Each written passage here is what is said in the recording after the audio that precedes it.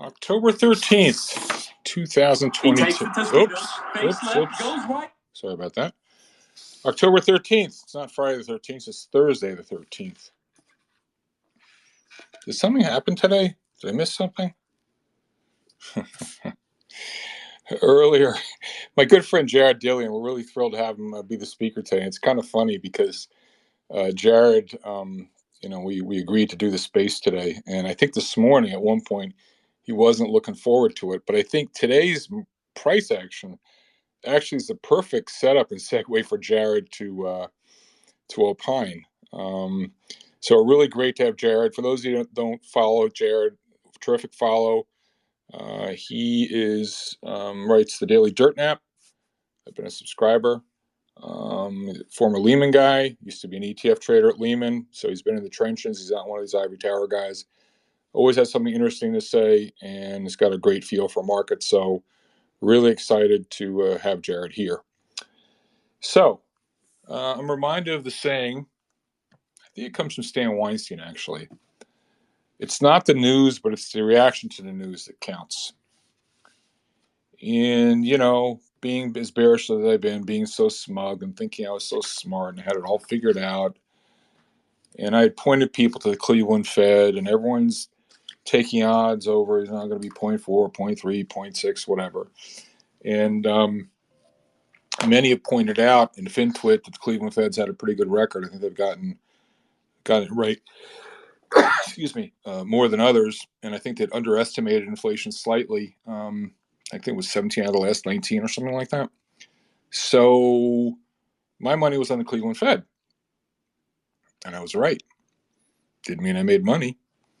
I was thinking I was pretty smart as of 10 a.m. this morning, but not so much as the day wore on. So hindsight's 2020. I wish they told me this after the fact. But actually, Jared Dillian did tell you before the fact. Wish people told me before the fact. Actually, Jared Dillian did tell you before the fact. And it was all about positioning and sentiment. And I don't want to steal his thunder, so we're going to get into it in a minute. But Jared, again, got a really good feel for the market. Good friend. I see Tom Thornton's here, another friend of Jared, and others. And so, Jared, welcome. You're used to interviewing people. Now the hunter becomes the hunted. We're going to turn the table. And I know you're on the air quite a lot, and so I'm sure you've got a lot of thoughts. So welcome, Jared. Please unmute yourself. And I don't know how you want to do this. I've read some of your recent notes, or you just want to riff for a little bit with an opening line, and however you want. But, yeah. So go for it, Jared. Go for it. Thanks, George. And I'm glad we got to do this. We've been trying to put this together for a while, and it just didn't happen. But I mean, talk about a perfect day to be talking about this stuff. I think if you were to summarize up today in a sentence, you would say market went up on bad news, and that's bullish. And then we could stop the spaces and we could get on with our lives. But there's more to it than that. I'll tell you a little bit about my process. And, unlike a lot of people in finance, I don't look at numbers at all. I don't look at things in a quantitative fashion. I look at things in a qualitative fashion. I'm really an SAT verbal guy, not an SAT math guy. I'm a writer, which makes me kind of unique in the investment industry. And, basically my process is I pay attention to what people say. Now, a lot of that is Twitter, like 90% of that is Twitter. And you're watching the tweets of the same 50 assholes all the time. But I also talk to, real estate appraisers and, contractors. And, I live in Myrtle Beach, South Carolina. This is a blue collar town. And I talk to people about the stock market and how the economy is doing around here. I watch TV, I watch movies, I listen to music, I pay attention to pop culture. I watch NBC Nightly News, I read newspapers, I read magazines. And every piece of information around you is a sentiment indicator. Every single piece of information, if it pertains to economics or finance, it's a sentiment indicator. And what I'm constantly trying to do is figure out how people feel about the markets, if they're experiencing fear, if they're experiencing greed. And, one interesting thing that's happened to me over the last couple of months, not a lot of tweets, but I've had a handful of people start to call me a permabull. And George has known me for a long time, and he would be the first to tell you that I'm not a permabull, that, I have been bearish plenty at times in the past. I was, not to, I mean, this is kind of tired, but, I was on the short side in the mid 2000s. So, I started in the last, I would say, going back to June of this year, I started to notice that the bearish sentiment was getting very extreme. Um, and, caught the 17% rally in June, and then kind of got run over. And going into today's CPI number, I said, look, like, I'm seeing tweets. This is a tweet that I saw yesterday. Okay. LOL, death of the financial system is more that can be expressed by a standard bear. We have entered the land of death. No one is bearish enough. No one. And that's a real tweet. And that's pretty representative of the stuff that I've been seeing over the last couple of weeks, where bearish sentiment, I mean, I actually talked about it in my newsletter today, where, bubble is a word for an excess of bullish sentiment, but we actually don't have a word for an excess of bearish sentiment. It's like a bearish bubble. And that's really where we were. And walking into CPI today, you had MACD divergencies, you had DeMark 13s all over the place. And, actually, what I thought was going to happen was that we would have a good CPI number. We had a terrible CPI number, and we rallied anyway. Like I said, we rallied on bad news. And, there's no way that all the shorts had a chance to cover in one day. I think what you're going to see happening is you're going to see this squeeze continue over the next couple of weeks. I think we're going to get a counter trend rally that is going to be at least as large as it was in June. And you got to remember that these big turning points, these big counter trend rallies come from a peak in bearish sentiment. My favorite one of all time was 2008, March 17th. That was the day that Bear Stearns went under, and that also was the low in the S&P, and the S&P rallied 17% over the next 3 months. And a lot of the shorts got squeezed out, and they missed the main event. So if you're short, which, I don't disagree with any of the reasons. I don't disagree with any of the data. If you're short, you have to be very conscious of these large counter trend rallies, because you can get squeezed out and miss the main event. So you have to be nimble, and you have to trade around these things. So that's my intro. So let's stay with it, Jared. We know bear markets are very tricky. As I think the saying goes, there are no winners in a bear market, or the winner is he who loses the least. In bear market rallies, and let's stipulate that, and by the way, you haven't even made a statement whether we're still in a bear market or not, but I think it's fair to say that certainly up until now, we've been in a bear market. Whether or not the bear market ended today, subject to, that'll be determined in the course of time. But, we had Walter Deemer the other day, the esteemed former technician of Putnam Investments. And I read, he left me a voicemail message, and he was saying there were just too many people anxious to call the turn. And, listen, we like to consider the weight of the evidence. There are bull points on one side, bear points on the other. And Walter's point was, and we may be talking about multiple time frames. It could be that you are completely right, and we get a counter trend rally. Whatever it was, 17% off the June lows, whatever. I mean, it's a pretty good rally for a couple of months, and we haven't seen the final low. So it may just be a question of multiple time frames. So I guess the first question I would ask you: do you think, when you think about multiple time frames, do you think like this is what are the odds? What are the odds that this is your handicap? This is the end of the bear market, or this is just it's just another counter trend rally possibly. And again, counter trend rallies bear market counter trend rallies are a feature, not a bug. Or is that question to be determined? You don't look that far ahead, How would you put this rally you're looking for in context, Jared? It's to be determined. You have to entertain the possibility that today was the low for the S&P and we are entering a bull market. You have to entertain that possibility. I think it's about 50-50, and the decision point will come 6 weeks from now, and we'll have to figure it out. So it's a matter of it's a matter of. And let me put it to you this way: I saw an interesting chart today, 1974, which actually this bear market has a lot in common with 1974. In 1974, the S&P was down 46%. It was one of the great bear markets, the four great bear markets in the last century. We have a lot in common with 1974, and if you overlay a chart of the S&P in 1974 with inflation inverted, what you see is that when inflation peaks and start to head lower, that was the end of the bear market. Now, if you want to talk about inflation, like, it was a terrible print today, but I think most people agree that the CPI lags a lot, and the stuff that really lags is shelter. But when you're talking about private measures of inflation, if you're talking about real time measures of inflation, food inflation is going down, used car prices are going down.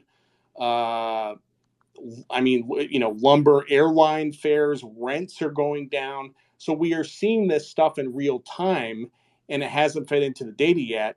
And if you think the 1974 analog is correct, where the market bottoms when inflation turns, then this really could be the bottom of the bear market. Fair. And by the way, Jared, you don't know this, but just to give this context, uh, and we've got these rooms have really been spectacular. We have a really smart audience here. You're going to have a lot of good questions coming up, but people kind of chide me, in a good natured way, that I'm the Uber bear, and I'm glass half empty. I'll admit to that, but I'd like to think I'll turn bullish at the right time. I just, the bigger question, which no one really knows the answer to, is I don't think this bear market's over. But it was funny. People said, "Well, why don't you bring a bull in and a credible bull?" A bull. I said, "All right, well, give me someone credible." So I just want to let you know, there's no pressure here. But if we're going to have like a friendly debate, like you've been charged with the with the role of being the bull, and actually, you have some. I'll give you some reinforcements. The gentleman to your right, the wonderful Thomas Thornton, who I know is a good mutual friend, he can. He has glass half full tendencies as well. So we can do a tag team thing. I don't mind doing a Bruce Lee. Let me see how many other bulls we can get up here, but maybe Greer wants to be a bull. He'll just talk about energy. But in any event, we've had a plethora of bearish folks in these rooms the last few months. And, the advice has been pretty okay. Um, yeah, we all want to know. I mean, getting the short term is hard enough. Trying to figure out the long term, who the hell knows? Let me throw another tidbit at you, which kind of struck me the wrong way. And again, I'm not. This is a friendly conversation. I'm not. I'm not copping an attitude at you. John Roque sent this to me yesterday, and he cites an article from Bloomberg yesterday. It says Bank of America inflows suggest investors think stocks are nearing a bottom. And he writes, "We normally don't see these articles at bottoms." Article goes on to point out that for the week ended October 7th, Bank of America clients were big net buyers of equities at $6 billion, the third largest inflow since the bank started tracking the data in 2008. All client groups are net buyers, including hedge funds, private clients, blah, blah, blah, blah, blah, blah, blah. I mean, again, the ability to hold two opposite thoughts in your head at the same time and not have your head blow up. So I take on board what you said. I'm receiving your message. But when you look at, and again, we can get lost in anecdotes. When you hear stories like that, when everyone's running around, 7 days ago, breath thrust. I mean, I think someone tweeted out, was the smartest comment I made. If I hear the term breath thrust one more time, I'll retire to an island. I mean, how do you respond? What's your take on sort of the Pavlovian response that people just they don't want to miss? There's an FOMO creeps back in there ever so slightly, and Walter Deemer's like, that's not the way markets bottom. Markets bottom in complete apathy and dejection and just get me the hell out, and I don't care. Like, what would you say to that, Jared? Well, I've been looking at the same info you have with the B of A flows. I saw that, and I think kind of a shitty argument when you're arguing about this type of stuff is to attack the data and say that it's bullshit data. And I'm not going to do that. I'm just going to take the data at face value.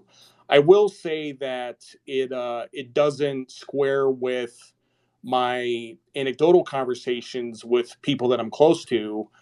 People are paralyzed. I don't, in my travels, I don't see people buying stocks. I don't really see people selling stocks. I don't see capitulation. But what I see is paralysis. And this kind of leads me to another point. I see this chart getting passed around a lot, sort of measuring the depth of this bear market relative to other bear markets in history. And I think, in the last 100 years, we've had like 11 or 13, 20% drawdowns. We've had four great bear markets. So, in the context of the history of the stock market, this has not been the worst bear market in the world for stocks. But I think that's exactly the point. One thing that makes this bear market unique is that every single asset class has gotten killed. Bonds are down 20%, commodities are down, the dollar is up, international stocks are down.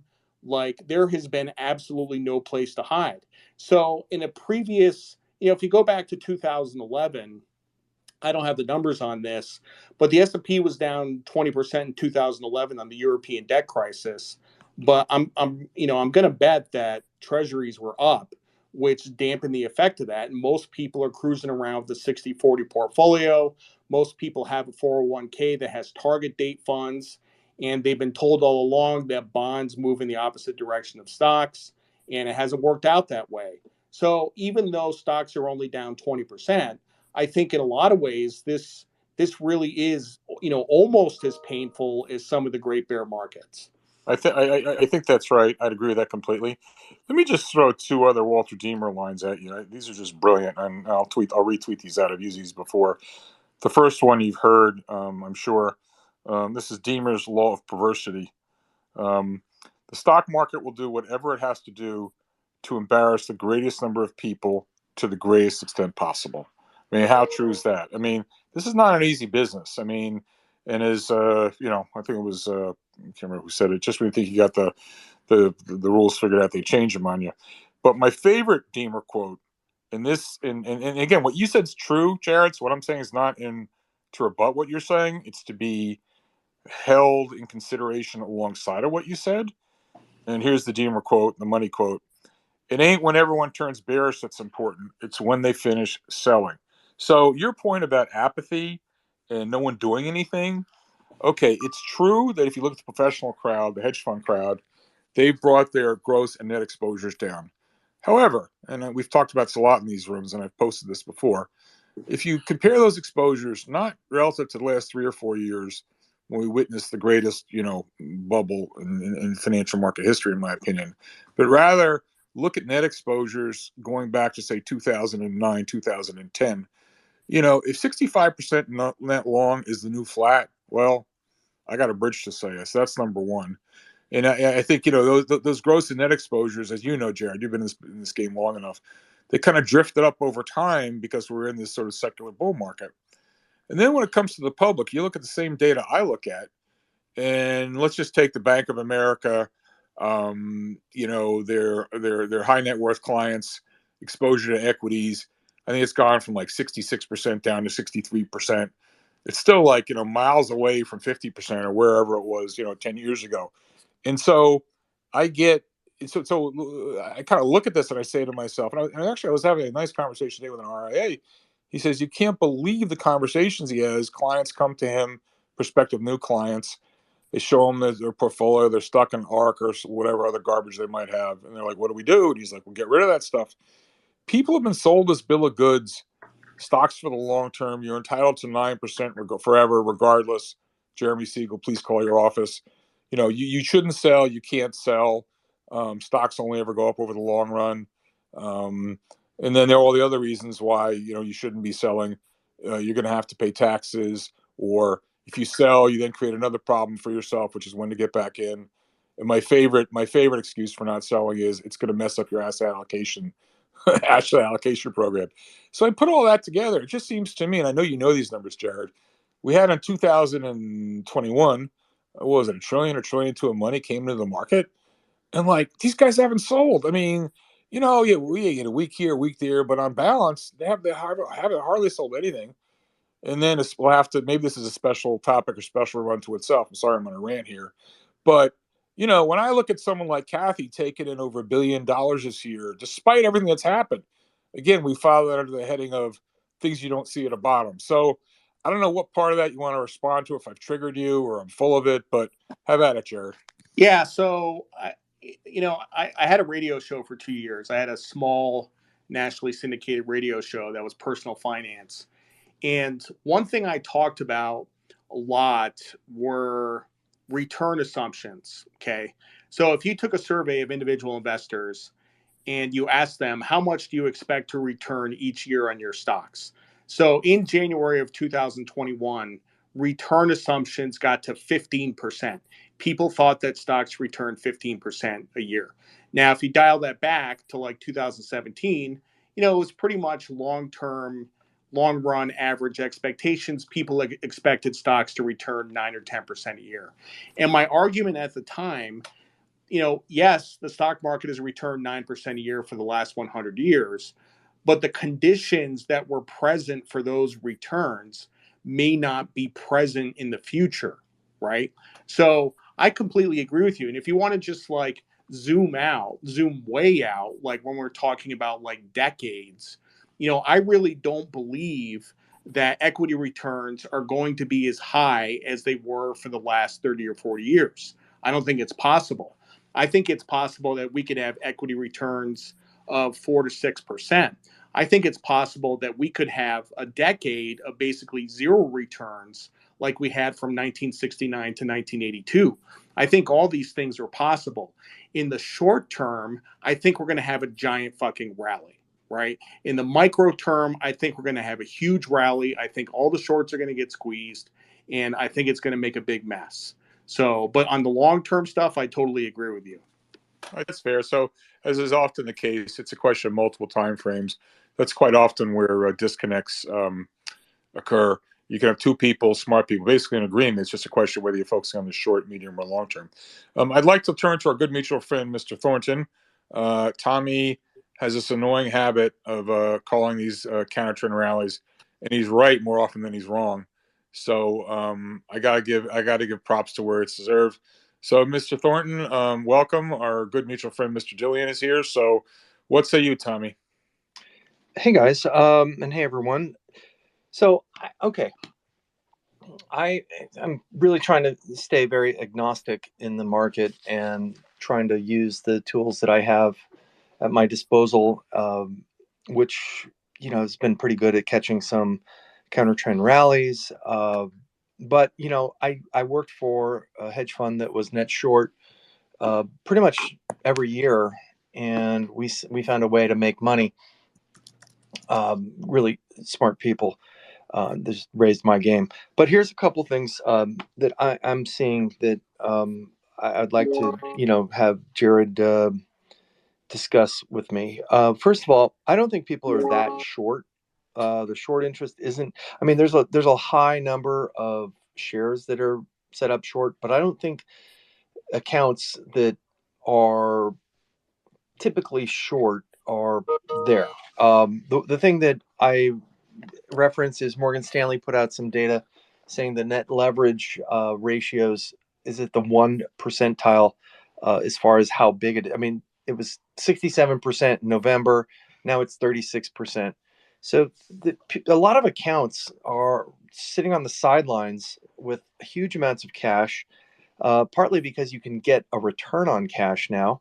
Philip Lafont was at the Robinhood yesterday or 2 days ago, and he said their fund is in 70 to 80% cash. I've heard that through other prop firms and clients that I have, that they're sitting in cash. They're lowered their exposures dramatically.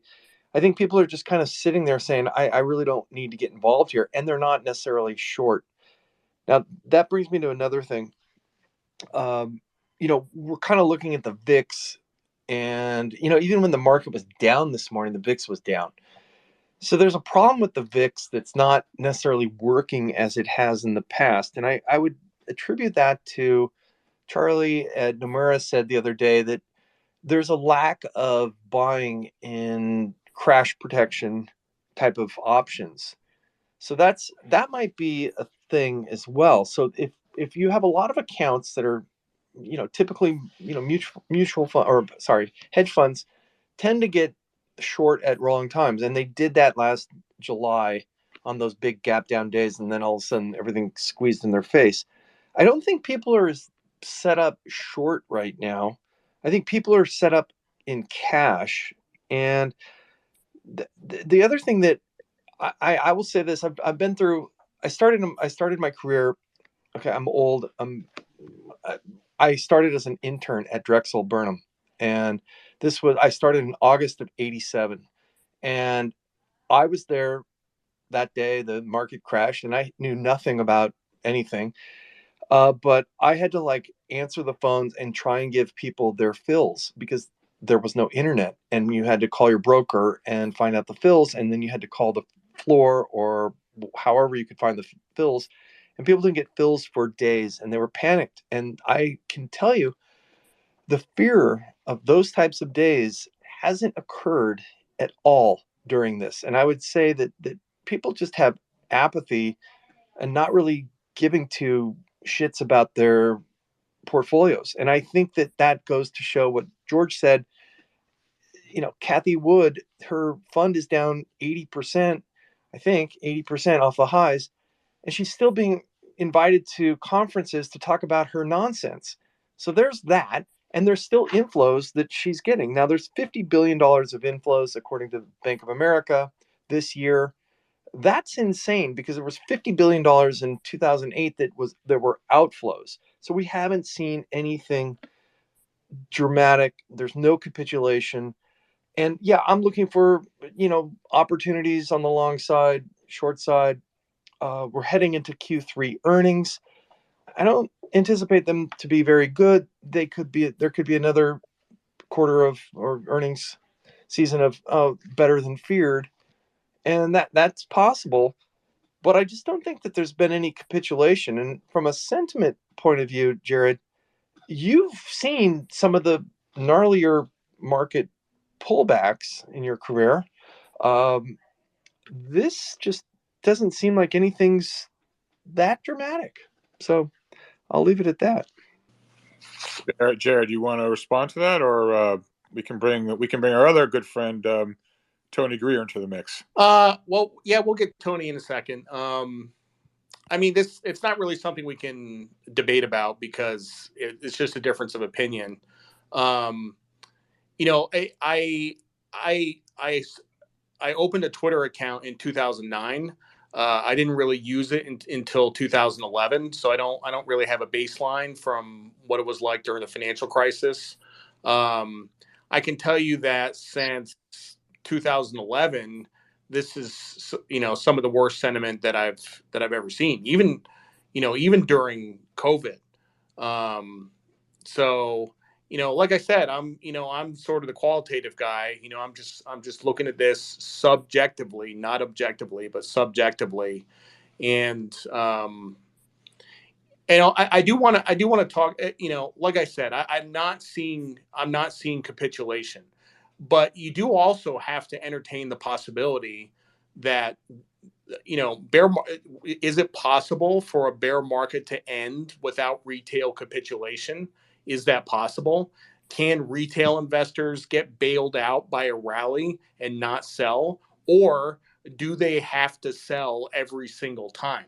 I mean, that's really the question, and I don't know the answer to that question. And Jared, you put that very well. That's a very, very fair question. Point. Let me ask you a slightly different question, and that is context. I think we would all agree that context is important. And I know I believe, and I don't know your opinion on this, we're going to discuss this, but I think sentiment indicators work differently in bull markets than in bear markets. And, I think it's human emotion, you think about it, people are likely to act a bit differently coming off the heels of, this enormous 13-year bull run, the Great Moderation, as opposed to where their heads would be at if they were a chop and flop market that rapidly goes sideways, and you kind of are conditioned to, you become conditioned to sell every rally and buy every dip. Whereas, I could make the case, I'm just going to spitball with you, that maybe this is, and again, I'm not sure I believe what I'm telling you, but I just want to hear how you respond to this. This is maybe just a little boy that cries wolf. It's like, it looks bad. Don't worry. Market always goes up. The good Professor Siegel on TV said not to worry. Earnings they'll go down a little bit, but not a big deal. Great American companies, Kramer out with the pom poms, blah blah blah. What else am I gonna do with my cash? I'm not gonna buy bonds. I'm not gonna buy cash. Real estate's no good. And if I take the money out of stocks, what am I gonna do with it? All right. And so, because you've always been bailed out in the last 13 years. And so my question to you is, how do you think about context? And I can't imagine you use your sentiment indicators the same way, regardless of whether you were regardless of context. So I don't know what part of that makes any sense to you, but how about it? Well, let me answer your question with a question. Okay. What would you have to see to make you buy? So I'll go back to, there are many old saws. I've been doing this for too long. But one of them is one of the lines is, when to buy or to sell, when you let's say you're going to buy a stock, and you have a whole bunch of reasons you're going to buy a stock, and those reasons come to fruition, and the stock doesn't go up. That could mean it was already fully discounted, or something else came along. So running the movie in reverse, we've got all, we're specialists in this from building the bear case. Stocks are expensive relative to bonds. The equity risk premium is too low. We're going into a recession. Record public ownership of equities. Blah blah blah blah blah. The Fed's going to keep raising rates till they break something. They've already broken the bond market. So I'm really good at making the bear case. Now, if you're going to say, well, George, it's the absence of the bear case or price action showing you that the bear case is fully on board, and I think as you wrote in one of your notes sent to me, sentiment was at, I don't know, 0 or 1 or some crazy number. You might, going back to the point you said before, but does retail have to sell? Maybe they're not going to sell. And then it goes, and here's the other thing too, Jared, which complicates things. Maybe you could talk about this a little bit, given especially your Lehman background. And all these strategies, which they don't even go on sentiment. They're just, whether it's vol targeting or momentum strategies or this or that or whatever. So all what they're keying off is price is price. So you always see those things. I'm sure you see the same rubbish I do every day from Goldman Sachs. Well, in a flat tape, they're going to have to buy 10 billion a day for the next month, and we got stock buybacks coming, and in an up tape, they're going to have to buy 30 billion a day, not 10 billion a day, and yada yada yada. So it's not even based on sentiment. It's just like blind, vol targeting or momentum. So I'm not giving you a clear answer to your question. I mean, to me, it just becomes really confusing and really complicated. But I guess the short answer would be, if a lot of this bad news came out, like, okay, so we had the Cleveland Fed number today, and that the market went up, was it because it was already discounted, or the market go up just a little bit? Because I was reading some nonsense, and you can speak to this. Some of the stuff I was reading on Zero Hedge and elsewhere was saying, well, you had a lot of guys who own puts, and the puts were in the money, so they went to sell the puts, and that creates buying pressure. And then the buying pressure causes the vol targeting guys to go up, and the CTA momentum guys come in, and blah, blah, blah, blah, blah. And one of the frustrations I have, this will lead to another Pandora's box, is also trying to ascribe meaning to things. Like every day, why did this do that and that this, which is always problematic.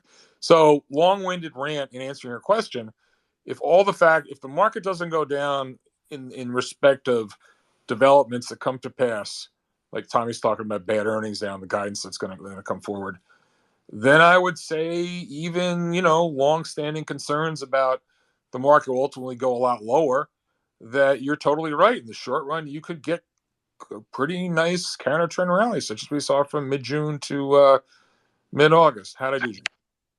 Oh, you did great. You did great. I think we both agree that.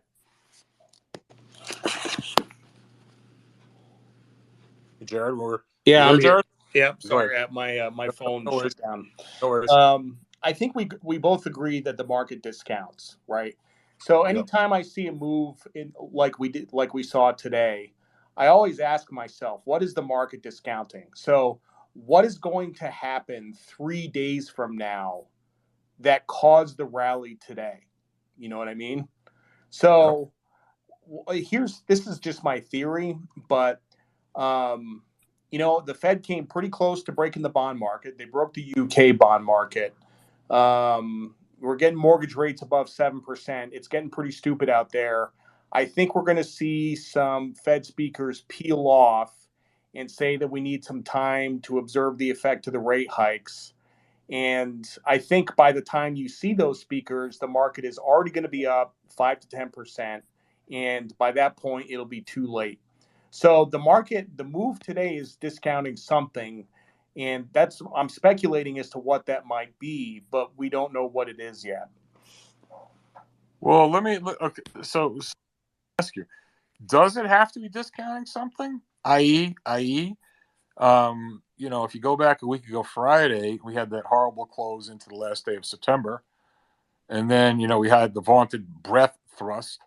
It's like. By the way, I have to. We need to talk about Twitter mobs. Just note to self: do not let Jared get off this call without talking about Twitter mobs as a good country indicator. But breath thrust. That has to go. That's a new term that goes in the lexicon for all the cognoscenti who can spell Fibonacci or transitory. Breath thrust. Okay. All right. So you had that, 6%, 2 days, the biggest rally since, COVID in March of 2020, blah, blah, blah. And, 4 days later, it's like, oops. So was that discounting something? I don't know. So my question to you, I guess what I'd say back to you is, again, this goes to the quest for meaning. In the way you look at it, do you always think to the market, it's, I know it's productive to try to ask yourself the question, what could it be discounting? But what if it's discounting nothing? Just that everyone got all bared up ahead of the CPI number. It came. There was no one left to short the market on a bad CPI number. Some guys covered their shorts, sold their puts, whatever, and we get a bounce. And the vigor of the bounce is just testimony to positioning. And maybe there really is no information content in this. And maybe a week from now, Thornton's going to be writing, I was worried about third quarter earnings. And look at these shitty earnings. And what happened today will just be a footnote. I don't know. Jared, I'll be very clear. I'm more full of questions than I have answers. I just don't know. Yeah. We're just speculating. Yeah. So let's bring some others into the mix. Tommy had a quick follow up, and then we're going to go to Tommy. Yeah. So the thing that there's two things. There's two points I'm going to mention, and just I've always found that historically, when the bigger the move higher and the more speculation that enters the market, and let's just say the more Fed stimulus enters the market, the longer the bear market will last. And that's just, I've seen that. I put a chart into the in my Twitter, and I don't know how to put it in your thing, George. But the point is, I think we're kind of looking at it and saying, "Oh boy, we're down 9 months," but we've just had like the most amazing amount of stimulus that's in the market still. The Fed balance sheet is still absurd. The other thing, the CPI number today was terrible. I mean, there's every single place in the CPI was terrible, and especially looking at the OER, which is the for rents and housing, that's not coming down, and that's probably going to go up because you have housing that with mortgages. Barry Sternlicht said this the other day on Bloomberg. People have these mortgages that are at these low levels and they're not moving, and they're not going to sell their houses because they don't want to get rid of their 3% mortgage and buy something with a 7% mortgage or a 6% mortgage. So that's an issue right there. I think that's going to stay high. So my point is, and somebody's like, our cleaning crews just walked in. What happens if inflation stays elevated for a long period of time? And that's, I think, the big risk. And I don't think the Fed's going to pivot. Even if inflation comes down, they didn't pivot for quite a while when the CPI started to drop in the early 80s. They didn't pivot, and pivoting means they're going to stop doing what they're doing. I mean, moderating it to 50 basis points, it's still high. So I think that you could see, 5% on the Fed funds rate, because I don't see, any sign of a bullish. I can't, I mean, I'm thinking big time, and I'm, bigger picture, but we're at 3.5% unemployment. I don't think the Fed's going to make any sort of maneuver unless you're well over 5%. And even at that point, I mean, that'll probably continue to go up, because once it goes up, it doesn't stop. I'll leave you there. You're doing your G Global left brain imitation thing. Like that's so yesterday talking fundamentals. We're here talking sentiment, dude. So like, I know. I'm saying sentiment hasn't blown up, and if anybody looks at the CPI, you shouldn't be bullish. I mean, I look for tactical opportunities. It's very, very difficult to think anything more than, a good 10% rally at this point. And that's where I'm at. Okay, bye-bye. Stay there, Tommy. All right, I want to do Emma, and then we're going to do Cantro. Emma, good to see you. What's up, Emma? Yeah, so hi, Jared. So I just wonder, maybe if, like, considering, I've known you for a while, and George, and the people we kind of surround ourselves with get to be a bit of an echo chamber of like negativity, and because having managed money, we all tend to be more like prone to not want to lose it, rather than, I don't know if, I mean, I certainly know the crowd I follow is going to give me a very different sentiment read than, what, I don't know, my mom might follow, or my dad, or whomever, my brother. So I'm curious if you think that might have any impact on where your thoughts are, in terms of like why you see this like sentiment being like was so negative, and so you think it's going to come back, or. So I guess Jared, the question really is what Emma's getting to is trying to differentiate between the echo chamber, the self-selected echo chamber. I'm sure you're pretty wary of that. And then how do you juxtapose the risk of echo chamber with trying to keep tabs on what sentiment is more generally? Jared? I think he fell asleep. Hey, Jared, can you unmute yourself? I don't know where he is. Maybe he's having app problems. While we're waiting for Jared, when you resurface, please unmute yourself, and we want to hear from you. In the meantime, let's go to Cantor. Hey, Mike, what's up, man? Hey, George. Hey, Thomas, Emma. How you guys all doing? We're good. What's up? Oh, heck of a day. So in the short term, I think all bets are off. And when we're talking about a week, even a couple of weeks, even a month. I mean, it's anybody's guess. Technicals, positioning. Any given Sunday, anything can happen. But I think again, the bigger picture has not changed, and I'm a broken record. We'll get bullish when housing gets better. There's never been a bottom in the market. I just tweeted responding to a friend across the pond who showed a chart of 1974 and how when CPI peaked in December, the market bottomed right around that same time. But again, just want to reiterate, and what I showed in the tweet was that any of these CPI peaks that people are showing you happen to coincide also with major economic recovery simultaneously. And those all take place in the 70s when Burns was cutting interest rates before CPI peaked every single time. And so, again, there's always a possibility something can happen that's never happened. But that continues to be kind of how I view the world. And then, regarding earnings are only going to get worse. So, how do you get bullish here? You have to have a story that PEs are going to go up a ton, or earnings estimates 12 months out are going to go up from where they already are, which probably is the lowest probability of anything. When you think about PEs going up or earnings going up, if I had to pick one, I'd say PEs are going to go up, especially if we're worried about inflation and interest rates. So rates have to come down a lot to get the economy back on its feet, to get housing anywhere remotely from falling in a bed.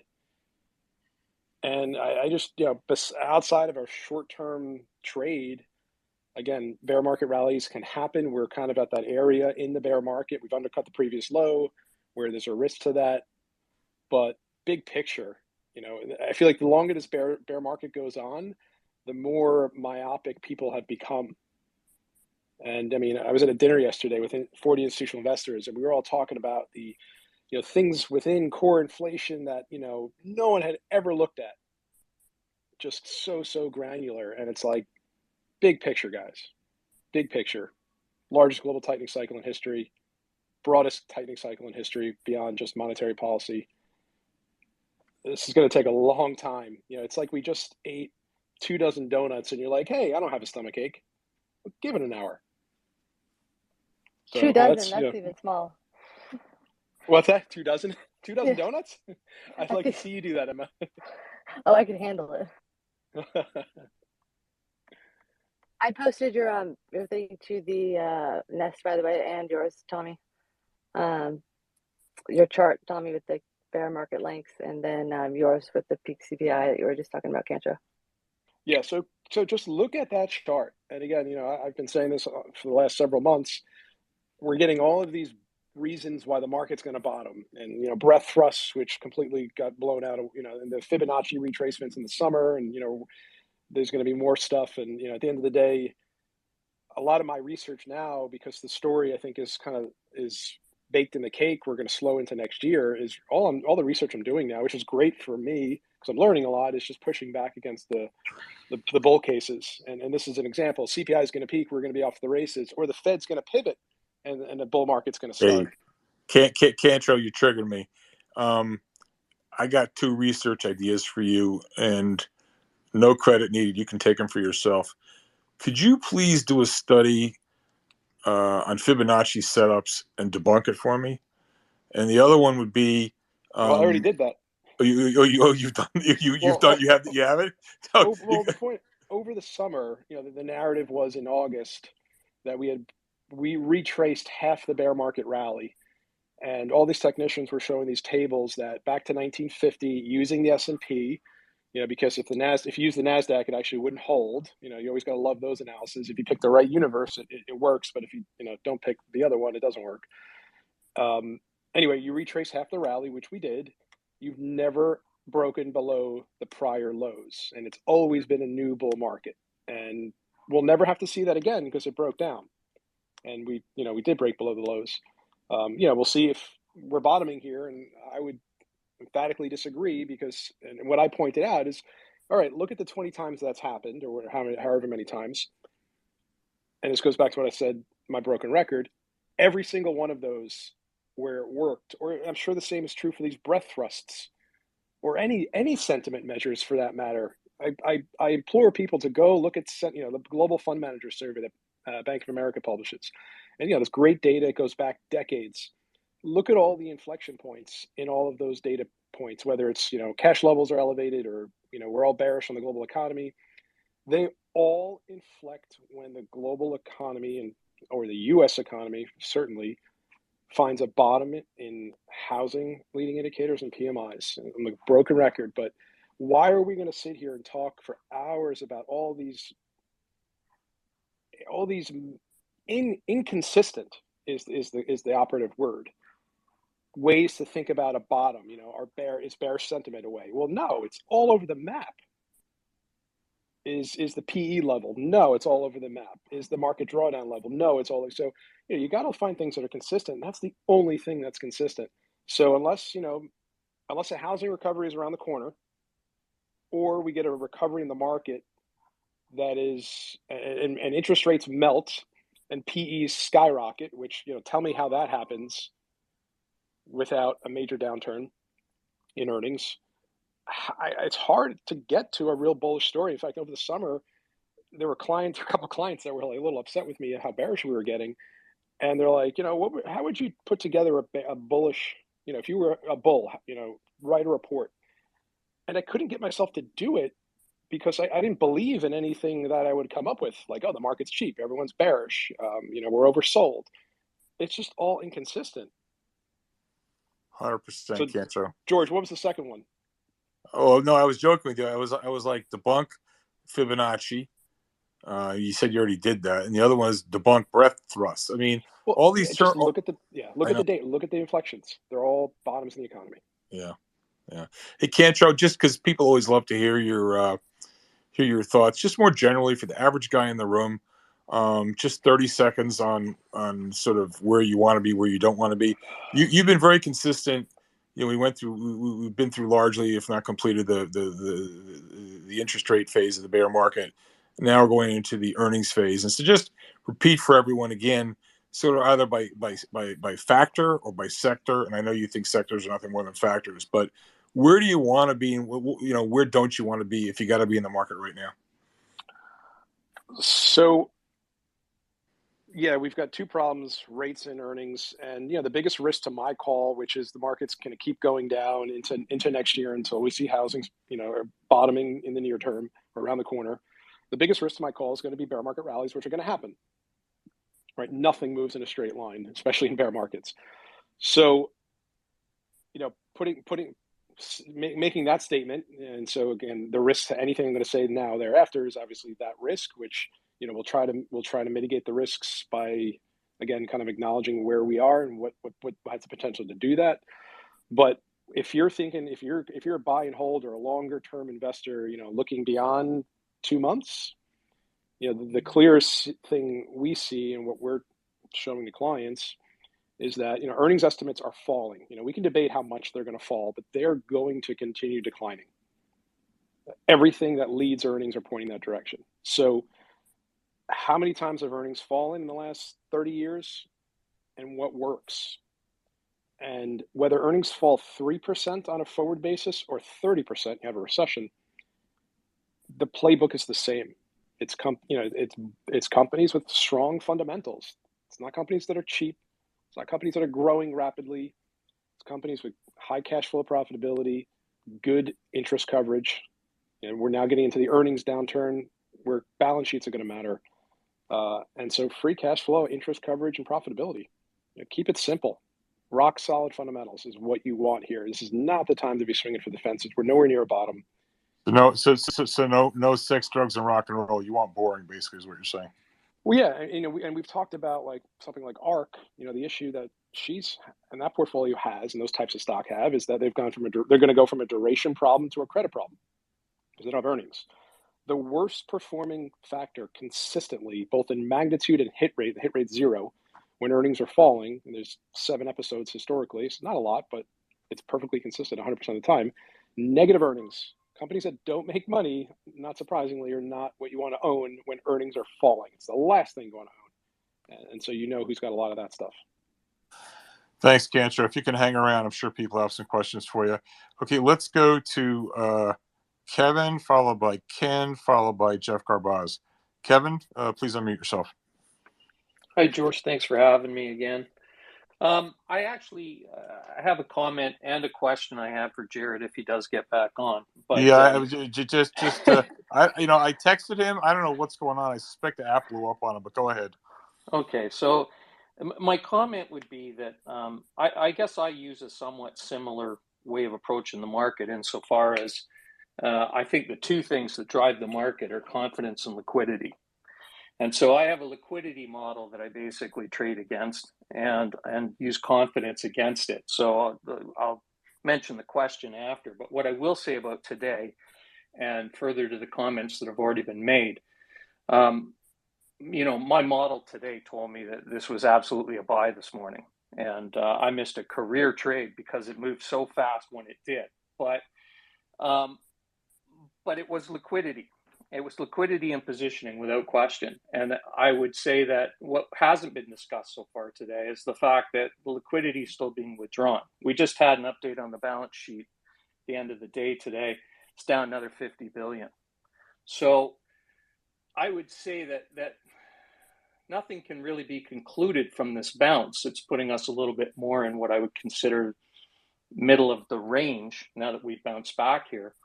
But my question to Jared, if he comes back on, and for some reason I've gone, is if we talk about confidence, people have been so conditioned for so long that it seems to me that risk is no longer something that people truly understand or appreciate. Back during the financial crisis, I managed a rather large debt portfolio. And I can tell you that, and you already saw evidence of this earlier today, really, to be honest with you. The bid just disappeared first thing this morning, right? If that bid disappears, well, that's liquidity speaking, right? Liquidity is a finicky thing that's controlled by the confidence element of things. So anyway, I guess I'll just leave the comment for now in saying that this was fully a positioning driven rally. I don't, like anybody else, I start every day with the idea that I know nothing and work from there. Right? Yeah, Kevin, I just want to repeat something. I'm a little bit confused.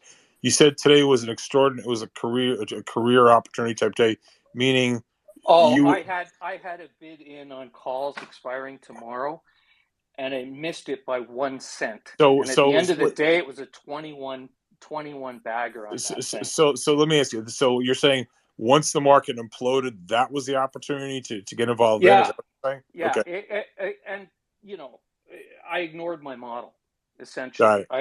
In part because I did not expect it to zoom the way it did. I thought I'd have time, so I got caught dicking for a tick. So let me ask you a question. Given that it sounds, if I heard you correctly, you don't think this has legs. So right here, right now, okay, like nobody knows nothing. So we're going to come in tomorrow. It's a new day. Assuming the world looks tomorrow like it does today, I mean, who knows? You'll watch the pre-market tomorrow, and who knows? Maybe they blow up in the UK again tomorrow because all the pension funds were told they have to sell everything by Friday. Whatever. Something will happen overnight. It always does. Yeah. But how do you think about where we go from here? Like, what's your thought process? A couple of things. One is don't leverage yourself in this market. And I think that should be clear to everybody by now. If you've survived this long, then you're probably not leveraging yourself. So you want to keep things tight, I think, without question. I would also say that, given one of the things about trading from the short side that I always think about is without a catalyst. I mean, we have very much a grinding bear market without question here. But if you're trying to play it in options, you're getting murdered on the cost of vol. So you get this grinding bear market, but you're always afraid in this market because, I've never seen such an environment with so many potential tape bombs. It just feels like you honestly can't be in a position where you're not either close to flat, using the Gartman idea, right? You're either flat or short. Those are your two positions in a bear market. And I'm still very much of the mind that we're in a bear market and that we have not seen the bottom of this thing. So the way I'm positioned myself in this particular situation, I am basically long value, short growth. I'm pretty flat going into tomorrow because I just don't know what to expect overnight. Depending on how we come in tomorrow, I do actually think that this rally could have legs. If the data tomorrow doesn't kick the lights out or we don't get a tape bomb overnight, I think this rally could carry up for a while. Like I say, it's not obvious to me. My liquidity model's a little bit, it would kind of suggest it's a buy, but I just really honestly, I'm like everybody else, I'm afraid of the tape bomb. Right? Hey, Kevin, quickly, I know I wasn't paying attention because all eyes are focused on CPI today, but is there any news, is there any data or news of note coming out tomorrow? Well, we've got retail sales, don't we? And Michigan. So, JP Morgan earnings. Oh yeah, the banks. Yep. Good one, Emma. Yep. Earnings, exactly. We also have, my understanding is that the dollar swap lines between the Swiss National Bank and the Fed are at an all-time high, which suggests liquidity problems may be related to Credit Suisse. There's just so many things right now. You still got the UK issue, the ultimatum there. So like I say, I think it takes a tape bomb. You know, the market's standing on edge with respect to potentially pushing things lower. You know, you're in a gamma situation that can go either way, right? Sure, So 100%. I think, yeah, like I say, rarely does one see as many potential tape bombs, and the fact that retail is completely complacent. Really, Yep. it's just Kevin, 100%, 100%. passive money hasn't started to sell Yep. yet. Yep. It's, you know, so. And by the way, to me, I'll just amplify that point. I mean, who knows? Listen, we're getting unusually short-term focus in this conversation. We normally don't do this sort of thing in this market, in this room. But I would also point out to people, I'm of the belief that you're going to see significant selling pressure in the form of redemptions and, I don't know, I'd say tax loss selling. That assumes people still have some profits they want to, offset with sales. But I think the funds flow picture in terms of redemptions and tax loss selling, maybe it doesn't kick in next week. I know the stock buyback, the blackout on stock buybacks, goes away in a week or two, but can pay me now, you can pay me later. Sometime between now and the end of the year, you're going to pay me. Maybe it starts tomorrow. Maybe it doesn't start until December. I don't really know. Yeah, All right, I'd love thanks. to hear some opinions on Yeah. that, actually, by the way. Kevin, stay up there. I'm sure really good comments from you. I'm sure we'll have some questions. All right, so now we're going to go to Ken, followed by Jeff Garbaz, followed by Michael Howe. Hey, Ken, how are you? Please unmute yourself. Hey, Great, George. thank you for. Can you hear me? Sorry. First of all, I don't really think I have standing to talk in this room, but I like to keep things simple.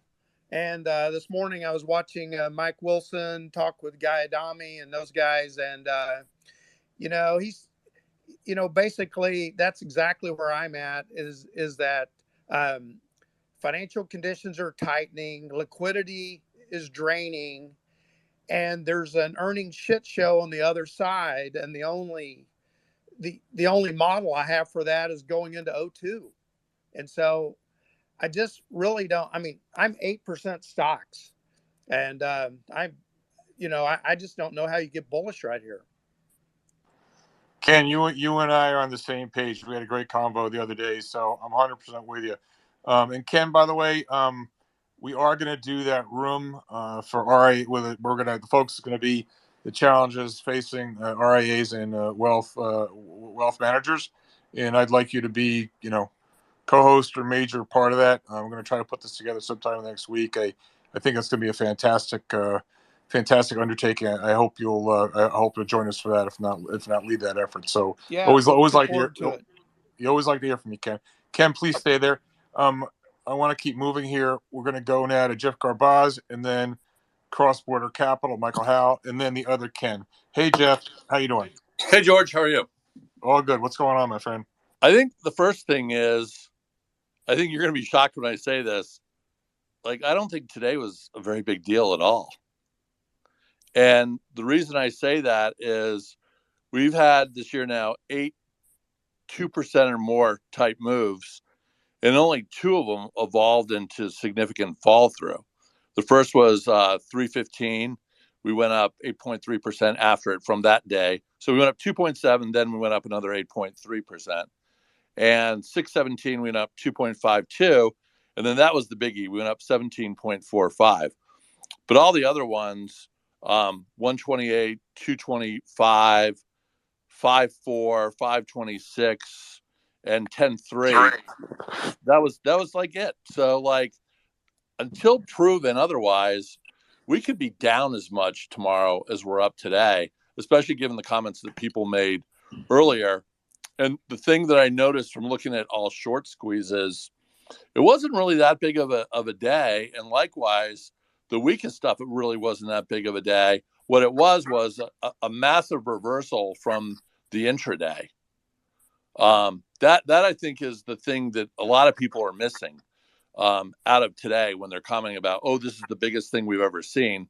Like, no, it isn't. And I'll put all those dates and numbers up on my Twitter page, or actually I'll have to get someone to figure out how to show me to put it in the nest, and I'll put it in the nest. Hey Jeff, and Cantor, if you're still there, this is a perfect Cantor moment. Michael, if you're still there. So Jeff, you mentioned 615 as being we had that thrust, and then it went on. If I could pretend to be Cantor, I don't know if he's listening or not, but I seem to recall that was kind of when I'll let Cantro take it, but that was when we had bonds rallying in the ensuing days and weeks, and we had a nice counter trend rally in the bond market. And what was the earlier date, Jeff, that you said where it had legs?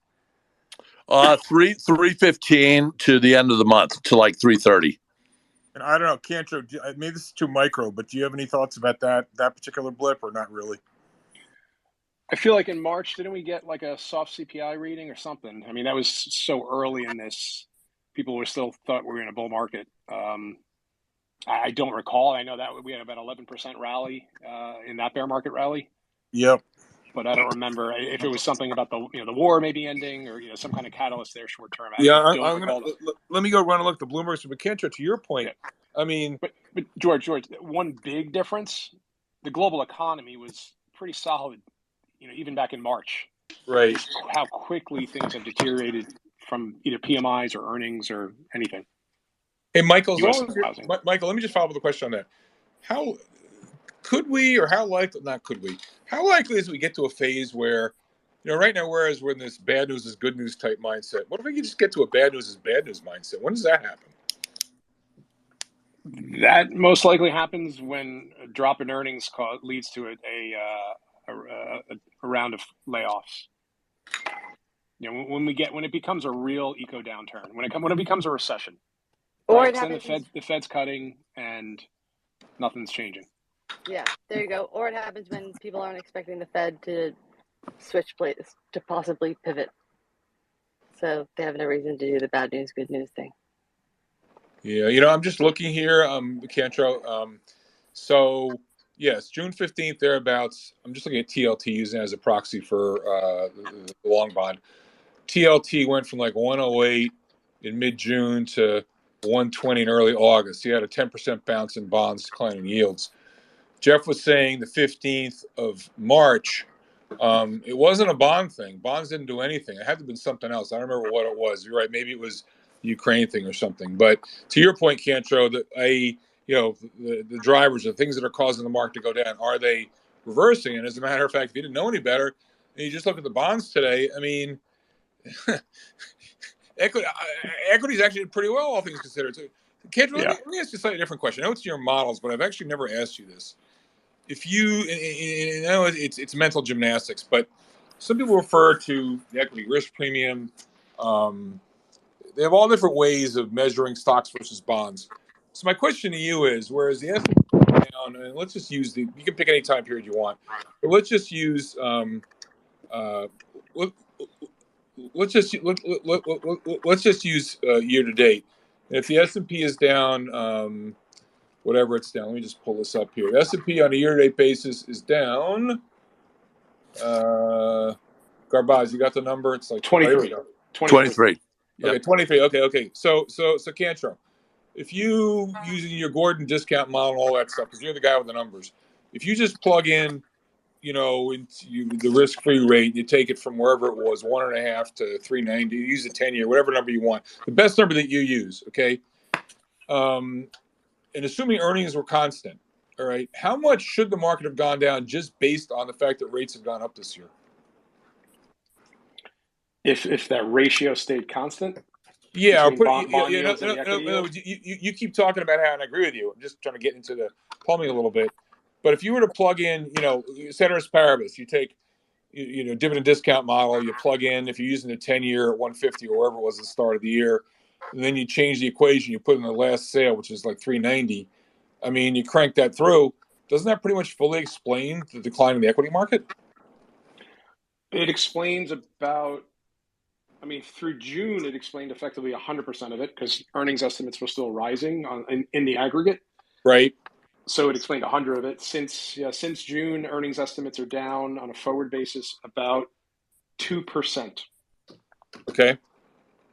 So, it's all yields. Should PEs be lower? I think so, but I'm not going to argue with the market. The market's always right. Sure. It doesn't give you your money back. It doesn't get revised. But obviously this Fed pivot hope. I come across so many institutional investors and basically why isn't the market 1,000 points lower today, given, and these are people, we all say we're so forward looking, yet, this whole conversation so far has been about, 10-minute periods today. Yep. But if you're really forward looking, what's ahead of us is very ugly, and certainly for an economic perspective and an earnings perspective. Maybe not so much as for an inflation perspective, maybe, hopefully. But again, I don't think the market's is so forward looking here. No, I'm with you on that. Hey, Jeff, do you have a follow-up comment before we go to Michael? Yeah, I do have a follow-up comment. So I find it interesting that the discussion of FANG is kind of disappearing now. And we kind of now have like an anti-FANG. And the new acronym for that is GAMMA. Google, Apple, Microsoft, Meta, and Amazon. And what's so interesting about George is they're all long squeezes. They're weak technically, and no one is short them. And I think that's a big theme that a lot of people are missing. Yeah, Jeff, I put it another way. You know what all those stocks have in common? They're all like top 10 holdings of the Swiss National Bank. So someone, another thing, especially FANG, these stocks have never seen a real recession. Like everyone thinks, oh, FANG held up in 2015, FANG held up in 2014, FANG held up in 2018. No recessions. Like, Apple, as we know it for the last 15 years, has not seen a recession. Forget about COVID, and that was not that wasn't a real recession. So a lot of people kind of, in their minds are like, oh, these stocks don't go down so much. Yeah, I agree. I mean, these are going to get hit like everything else. So on that note, I have a good hedge fund client, well-known tech investor. He was just in LA for a private tech conference, and I asked him what the big theme out of it was, and he said everyone is complaining about how bad business is on the tech side. And so the last comment I have, this is kind of more a throw out to the room one, and I think Michael can answer this one great. So I heard a stat yesterday that we've had 61 years where earnings growth has risen and 31 years where it's fallen, yet the return in those 61 up years is 10.8%, and in the down years is 9.8% positive. It's not negative. So the question really is, given where we are in the cycle, the reality is, do earnings actually matter? Given those statistics, which that's 100 years of data. My guess would be that most of those periods where earnings are down, I'm not sure if you're measuring that in this case, but it's not me, it's someone else. It's not me. It's like a year-over-year change in earnings. I mean, we haven't had that exactly year over year. I mean, through the 80s and 90s, whenever the economy slowed, rates came down, consumers leveraged up, and you had these soft landings often. So I think all of this stuff, we always need to contextualize things. Why did this happen? Not just throw out a bucket of numbers. And the question today is, do we have that ability for a decline in earnings and stocks to go up? I think the answer is no. I could be wrong, but I think that's a backdrop we're no longer in. But I think something else I don't know, I don't think I heard it, many people mention it, is the margin calls that were going on in the EU system, in the UK pensions and whatnot, and how that could also, I mean, they were so big and causing, obviously you guys, most of you know what happened. Margin calls that they couldn't be met. They had to sell their gilts, causing gilts to fall even further in price, and the collateral becomes worth less and less, and it's a spiral. Could we not see that spill over into? So I was reading about it causing problems in all kinds of other parts of the derivative markets, like the cross currency. And Emma, I'm going to tease you affectionately, and of course, as we all know, Emma, there's only just one cockroach. Of course, they're the only ones who have this problem, right, Emma? So they're not the only ones, right? Exactly. So as Dennis Gartman always says, there's never just one cockroach. You're 100% right. And then I wonder, though, because of the status of the Treasury, where they have a loss on their balance sheet, so they can't give money to. I mean, sorry, when I say the status of the Treasury, status of the Fed, where they have a loss on their balance sheet, they can't hand over money to the Treasury right now, right? Because they have, right.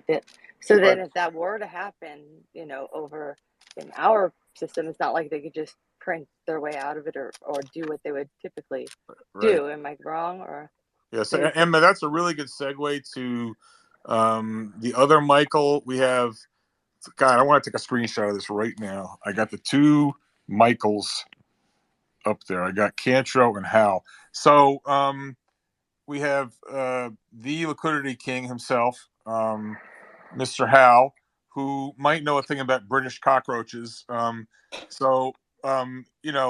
the world's going, perhaps the UK is going there first.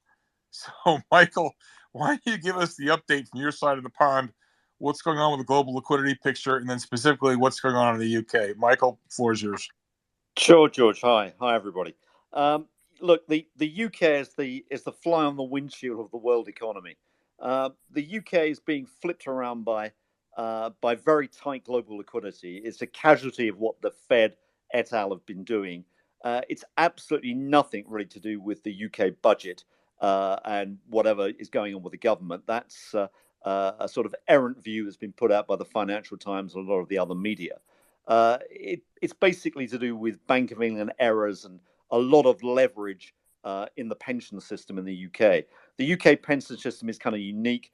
It's a defined benefit scheme. About a third of it's defined benefit. That's not really the same case in the US. And what a lot of these funds have had to do is basically to get duration matching. They've had to leverage hugely. I mean, we actually run portfolios in that space, so I know a lot about it. We're not in the eye of the storm, thankfully, but a lot of others are, and they have between 10 and 20 times leverage. And this is just a big margin call, basically, that's going on. The thing that people are not saying is that a lot of these pension schemes, having been very underfunded because of the rising gilt yields, are now very funded. And what you're going to get is an asset allocation shift out of stocks and other assets into British gilts. And that's inevitably what's going to happen because they're going to lock in their funding. So that's the next thing that's going to happen. So the gilt market may well rally, paradoxically, in all this. But let me just say something about the sort of broader picture. We monitor global liquidity. It's something I've been doing for probably 30 years now. The situation looks dire. I've never seen a collapse in global liquidity as rapidly as this. And as maybe as pervasively. It's being driven by the central banks. They're trying to break something. They don't know how aggressive they're being in many cases, and something bad will break, and they'll have to turn around. And I think we saw evidence from the Bank of England, the alacrity with which a central bank will change gear or change direction, even if there is a threat to the core markets, their core markets, which in the case of the UK is the gilt market, which in the case of the US is the treasury market. So just wait, it's probably coming. Now, what I would say to pick up on what the Fed is doing, every week for pretty much through this year, we've been putting up on this day, on the Thursday, a track of what the Fed is doing in terms of liquidity in the markets and what the S&P or the SPX has been doing. It's up on our Twitter feed at the moment. That's at Crossborder Cap. That's the handle. You can look at it. It's there pretty much every week, and it's been plotting exactly the same story.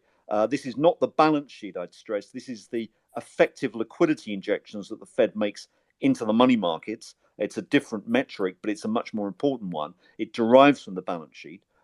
If you look at that chart, you can basically do a straight line down to where the Federal Reserve is slated or projected to withdraw liquidity. They're saying they're going to take another 1 to 1.5 trillion out of the markets. Draw a straight line. That's saying the SPX goes under 3,000, probably, if they're true to their word. I don't think they're going to get there. I think things break first, and they'll have to do some form of pivot. But hey, this is the direction we're going in.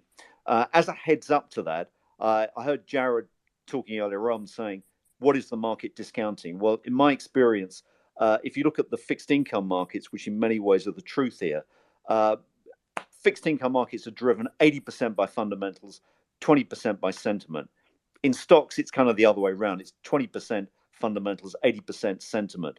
And you've really got to look for the truth in the fixed income markets. Best way to value the fixed income markets is to look at a slightly wonkish number, which is the term premium. And you can look at the term premium on the US Treasury market. It's published every day by the New York Fed, their estimates. We do our own estimates. What those numbers are telling us from our estimates is that term premium is negative, which is a very curious thing to have. Worse than that, it's the lowest level ever, right? You've never seen a term premium estimate on the US 10-year bond as low as and as negative it is now. That is telling us something. It's either telling us one of three or all of three things. Number one, there's a really bad recession coming, and the fixed income markets have got the heads up on that. The second thing is there's a structural shortage of collateral in the system. That's obviously bad for leverage. And the third thing is there's a big liquidity squeeze. Well, we can attest to the third. We suspect the second, and the first, hey, who knows? But the data's not looking good. None of those three things are good for stocks, right? If you want a heads up to what's going to happen to earnings next year, just plot the term premium on the US 10-year bond advanced by 12 or 15 months against SPX earnings growth. What it's telling you is that next year is going to see minimum 25% down. That tracking is really good historically. Just take a look at it. So I'm pretty bearish. Our view has been through this year that the Fed is trying to get the balance sheet down and the US dollar up. The story next year is that reverses. They want to get the dollar down and they want to get the balance sheet up. We're not there yet. It's coming, but the markets are going down in the near term. And I think I'll end with just a comment. I think, George, you made this comment in a Spaces probably 6 months ago, which was in the NASDAQ bear market when NASDAQ went down 82%, but correct me if I'm wrong, there were 12 days when the market rose by more than 20% on a day, not a stock, the entire market. Is that right? That's a bear market rally. Yeah, no, you're directionally right, but the number's just a little bit off. I actually have those figures committed to memory because that's from John Roque. Roque pointed out, I believe, that in the from March of 2000 to the fall of 2002, when NASDAQ fell 80%, there were 10 counter trend rallies exceeding 15%, 15 counter trend rallies exceeding 10%. The market actually rose, I think, on 46% of the trading days. So bear market rallies, to your point, which I think is really the key thing rather than getting caught in the figures, bear market rallies are a feature, not a bug. And so you're totally right on that. And that goes back to what we were talking about earlier. I'm not sure when you came to the room, Michael, but in our attempt to always try to ascribe meaning to every zig and zag, that's really a fool's errand. And so, yeah, I mean, Michael Howell, particularly today, and Michael Cantor is going to follow the question, I think, or observation. Michael Howell, particularly today, when you see yields up as much as they were, I mean, it doesn't make any sense really what happened. And I'd ask you just a bigger question. So you had that panic day a week or two ago, whenever it was, when the gilt yields went to, I can't remember where they peaked, 5% or wherever they were, right? And then they came off. And when I looked this morning or yesterday, they're almost back to where they were. And so despite whatever they're doing there, it's just delaying the pain, just sort of stretching it all out. So I guess the question I ask you, Michael Howell, and someone put this argument to me, I thought it was quite interesting. Rather than looking at trying to figure out interest rates as one normally would do, you say, okay, right, well, what's growth, what's inflation? Let's put a risk premium on the inflation rate. What's the real yield? Bada bing, bada bing, bada bing. So if you thought inflation was anchored at 2, and you say, well, the real yield should be 1.5, it should be 3.5, whatever. All right. So a couple questions I have for you around that. So the first one is just the methodology.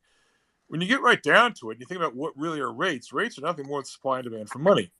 And forget about whether the real rate's too low or too high. It's sort of like saying, well, is the PE ratio on a stock too low or too high? If there's more buyers and sellers, it goes up. If there's more sellers and buyers, it goes down.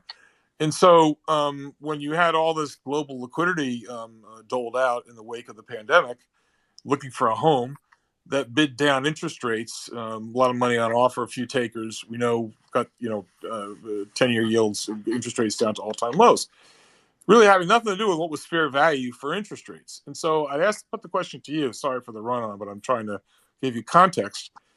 I think most have been surprised that bond yields have gone up as much as they have. And my question to you is, forget about where real rates are. You may say, okay, in the long run, it's fine, yada, yada, yada, but that's a whole other discussion. Depends upon anchoring of inflation expectations. We'll get to that in a minute. But if you just say, right, the buyers of bonds or rather, or the sellers of bonds have picked up. The Fed's not buying bonds. Central banks aren't buying bonds. Banks aren't buying bonds. In some cases, you have forced sellers of leveraged positions, and you just say, right, it's just simple supply and demand for bonds. Like, who's going to buy the bonds? And where I'm going with that question is, who's to say that we haven't seen the top in yields, that yields may continue to rise? Because if you just have leverage, if there are no natural buyers, and think about it, you're okay. You can own the 2 year, make 4.3% or 4.4%, whatever it is today. Unless you think there is going to be a serious recession, you'd say to yourself, all right, well, look at inflation, look at the real yields. Do I really want to buy a 10-year piece of paper, talking in the U.S. with a 3.90 yield? So I know I'm rattling on as I usually do when it's as if we're in your office, spitballing with each other. But if I were to say to you, Michael Howell, who's to say the 10-year, not could it go? Of course it could go. But the likelihood that just the rates have gone up a lot more than people had thought was possible, that the likelihood, the probability that just using the 10 year as a benchmark, they may continue to go up, even considerably from here. What would you say to that? Well, I think it's possible, but I think something would happen before that. And let me explain what I think will happen. Now, and this involves a little bit of some maths in terms of what's happening in the US and what's happening in Britain. There was as we know, a huge turbulence in the UK gilt market, allegedly because of the UK budget, right? Look at the math of the UK fiscal situation right now, okay? Or sorry, just before the budget. The UK had tax revenue minus mandatory spending, so entitlement spending, less defense, a figure which then covered the interest payments on the debt 1.8 times, right? After the budget, it went down to about 1.2 times. So in other words, you could say effectively UK Inc. Is solvent, right, on that basis. It doesn't exclude discretion. It excludes discretionary spending, but in terms of what the government has to do, it's solvent. What's that same number in the US? The answer is 0.8, okay? So the US does not cover its interest payments with that, with tax revenue minus mandatory spending plus defense. It has to borrow to get to that, right? It's in a worse fiscal situation. What's that number in the US in 5 years' time? According to the CBO, this is the CBO's own numbers, Congressional Budget Office, answer is 0.3, okay? It looks absolutely dreadful because entitlement spending shoots up. Now, what you're saying is is that a great environment for fixed income? And fixed income are the benchmark for equities? No, it isn't. So what's going to come? Yield curve control. And effectively, we've had it in the US before, in the late 40s, early 50s. We've got it in Japan. It's been successful. We've got it in the Eurozone, and we've got it in the UK now. And interestingly, both Janet Yellen, when she was Fed chairman, and Lael Brainard, when she was at the Fed in a previous capacity, were both big advocates of yield curve control. It's coming. And that's the way they square the circle. Hey, George, Jeff, real quick question for you related to this. Did you see the comment that Janet Yellen made this morning? No, please tell us, Jeff. She said that she is concerned about the liquidity of the U.S. Treasury market.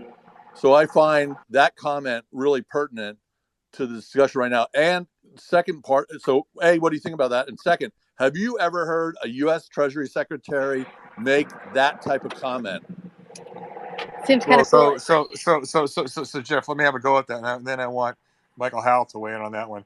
So I can't remember who tweeted it this morning, but someone had a brilliant comeback to that question. It was, there are no such things as bad bonds. There are only such things as bad bond prices.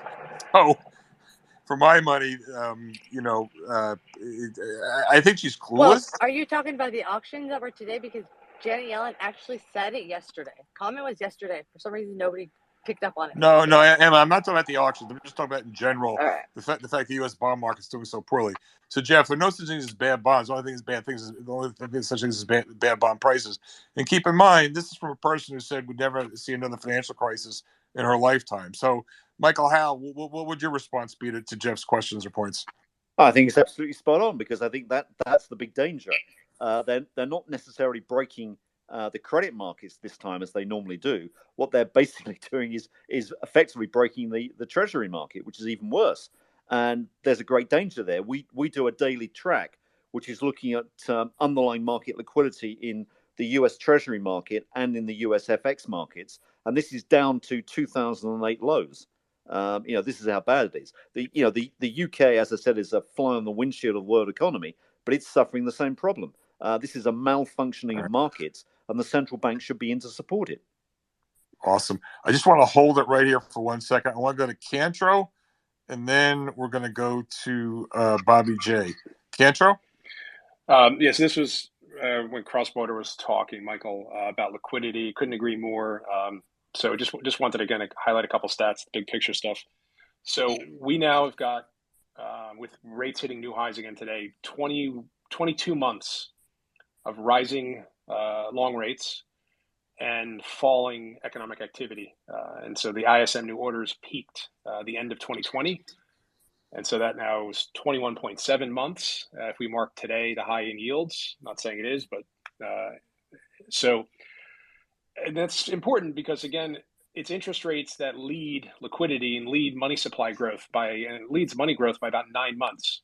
So as weak as money growth is starting to decline now, it's going to fall at least another 9 months. And certainly if the Fed keeps hiking, that'll push it beyond there even longer. So that's just one important stat, because again, when you're looking back in history and saying, well, things are pretty bad from an economic front, they usually don't get much worse than this. All the pain is still ahead of us. And going back to my oversimplified donut example, it's like we just ate 2 dozen donuts and I'm starting to feel the stomach ache, and someone just gave me another dozen donuts and said, keep eating, because that's what we're doing. And that's what we're doing with rates keep going awesome. up. Awesome, Cantro. Awesome. All right, so listen, we got Bobby J, and then we got Jim Bianco. Hey, Bobby J, what's going on? Hey, George. Michael Howell, I have 2 quick questions for you. Number one, if we're looking at your liquidity indicators, your dashboard versus the Fed's or the financial conditions index, the financial conditions index doesn't look that bad because spreads aren't widening. That's not where the problem is. As you mentioned before, credit has been moved to the sovereign balance sheet, so that's not a spread issue. That's a duration issue. Mm-hmm. So would you say that the financial conditions index is understating financial conditions? Yes, I mean, I think absolutely, but I think the credit markets are going to worsen for sure. I mean, the way that I look at the credit markets is just look at credit spreads and chart that against the inverted yield curve on the long end of the market, the 5-10 spread. It's been a fantastic predictor about a year ahead, and what that's telling you is that credit spreads are going to keep blowing out. But look at the yield on the triple C junk. I mean, that's what is that, touching 17%? It's not looking good. This is not a rosy picture by any means. It's going to get worse as well. And the other comment I have is back to the liability strategies. I think we're up to $3.5 trillion globally for liability strategies, and over $1 trillion in the U.S. And I've looked at some of the providers of this, from Frank Russell, BlackRock, BNY Mellon is a big provider. And when you read the descriptions of these strategies, they are to reduce risk and increase returns. Right. And this feels a little bit to me like Orange County and portfolio insurance. Do you have any thoughts on this? Yeah, I think that's a really great analogy, because I think it's very similar. I mean, these guys are, if you like, misapplying leverage. A lot of these schemes are really highly leveraged, as you probably know. I mean, we're in that space, but we see other people that have got 10, 20 times leverage, and the problem is they don't have access to margin. And the problem is that what you're doing is you're asking these pension plans to give you margin when they're used to making decisions on a 3-month basis, not on a 3-hour basis. So you're just not getting it, and that's why there's forced liquidations going on. Hey, here's a quick quote from the UK pension protection fund in 2015. If you look at some statistics of the amount of collateral we could be called to post, it runs into the hundreds of billions for a 1% rate rise. Scary. As they say, Emma, probably nothing. Okay, so now, and I'm gonna, Jim, it's T-ball time. Mr. Bianco, I'm talking to you. So I actually do listen to you, and I do hang on every word. So I remember a month ago, a few weeks ago in this space, you were rattling off statistics about the number of weeks, consecutive weeks, I think it was 9 weeks, that the bond market went down, and you cited, I can't remember who you were having the conversation with, the 3 or 4 times this has happened, and what happened each time after you had the 9 weeks of declines, and it ain't good. Could you, just for context, maybe summarize that argument and mark that to market right now? Welcome, Jim. Yeah, thank you. George, the laser eyes are off and I can see everything clearly now. So it finally came. And George, the other thing I was going to let you know is that my wife had unfollowed me and now she's refollowing me because the laser eyes are gone. So at least I picked up her as well, too. Hey, Jim, as the saying goes, just follow me for additional award-winning tips. Go on, Jim. Yeah, okay. I'll get to the consecutive weeks in a second, but I wanted to follow up on some earlier comments real fast. About the 2% days that Jeff was talking about. Some of those days are very interesting because you had March 15th in there. That was the day before the Fed raised rates. You had June 14th in there. That was the day before the Fed raised rates 75 basis points.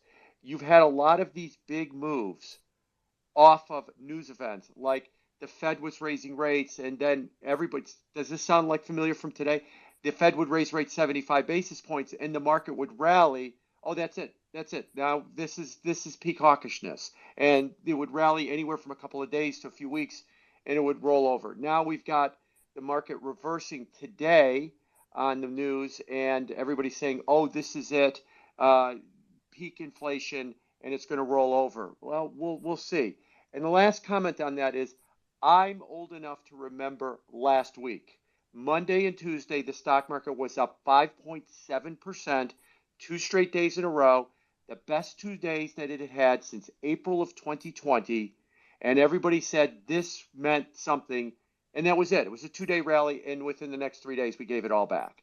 Now, I'm not saying we're going to give this all back, but this is what happens in a bear market. And I'll conclude this section. I'll talk about the consecutive things.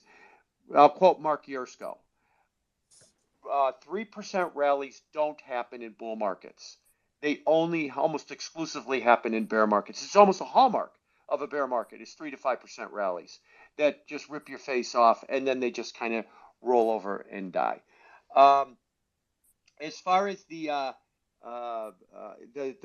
bond market, this week is going to be the 12th consecutive week that the yield on the 10-year is higher for the week, from Friday to Friday. Now, unless we have a dramatic plunge in yields this week, I think we'd have to be down about 12 or 13 basis points tomorrow in order to not be 12 consecutive weeks. So I've got daily data back to 1962. This ties 1973 at 12 weeks, and only 1984 at 13 weeks has been longer. That's it, in 60 plus years. So what you've been seeing happen in the 10-year yield is every week since the first week of August, we've had higher yields every single week. What I mentioned a couple of weeks ago was when you get to week 9 in this scheme, there's been a couple of week 9s, a couple of 10s, and now we're about to do 12. The stock market really runs into trouble. And what I postulated, and that's what it had been doing through 9 o'clock this morning. What I had postulated was when you start seeing runs in the bond market of 9, 10, 11 weeks, 8 weeks too, that's about all the stock market can take. It can't take it anymore. And it really starts to struggle. And historically, the way that you get the rally, the way you get the consecutive weeks to end is the stock market just takes it on the chops, because one of those 9-week strings was October of '87. Another one of those was April of 1994. and for market historians, if you'll recognize those dates, those were dates when the market got smashed. While 87 was the biggest crash in history. So what's been happening with yields is that I think that they're at that point now where the stock market can't really take it much more, that yields will continue to go higher because it's been 3 months since we've had a down week in the 10-year note. Now, what'll typically happen is what I postulated was one of two things ends this. Either the Fed does pivot, but they're going to do the opposite of that after today's inflation numbers. They're doubling down. In fact, the market is pricing in not only a 100% chance that they're going to raise rates 75 basis points in November, but a better than 50% chance there will be a fifth consecutive 75 basis point hike in December to put the funds rate at the end of the year at 450 to 475.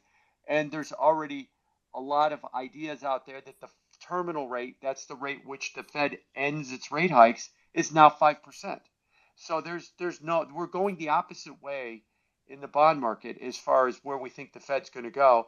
And that's why I think the stock market has been struggling so bad, especially the last few weeks, under the weight of all of these higher rates, and why people are demanding, like Cathie Wood with her open letter, are demanding that the Fed stop, begging, pleading that the Fed stop. And unless the Fed stops, the only thing that's going to stop them, I think, is that the market is going to get so bad that it's going to just engineer a flight to quality rally. So Jim, put it another way, for the average person in the room, always try to put oneself in the position of the average guy in the room. Basically, you think rates are going to continue to go up. I don't put words in your mouth, but the thing that's going to stop rates going up is the stock market taking on the chin. Is that what you're saying? Yes, either one of two things. I'll try and I'm going to get a little technical here, but I'll try and explain it as clearly as I can. Either the stock market takes it on the chin or the Fed caves. One of those two things have to happen. But even yesterday, Fed officials were saying they're not going to pivot. And a beat on inflation is not going to get them to cave. So you've got the stock market taking it on the chin. Now, the last thing I'll mention about rates is if you look at the yield curve, and I'm talking about the difference between the 10-year and the 2-year, and the 10-year finished the day 52 basis points below the 2-year. That is a very inverted curve. I guess that's bad English, but that is a big negative for the curve to be that inverted. That's the way I should say it. Minus 52 basis points. The most it's been in the last 40 years is minus 60. So it's about the most extreme that it's been since the early 1980s. Now, what does that mean? Well, the short end is up.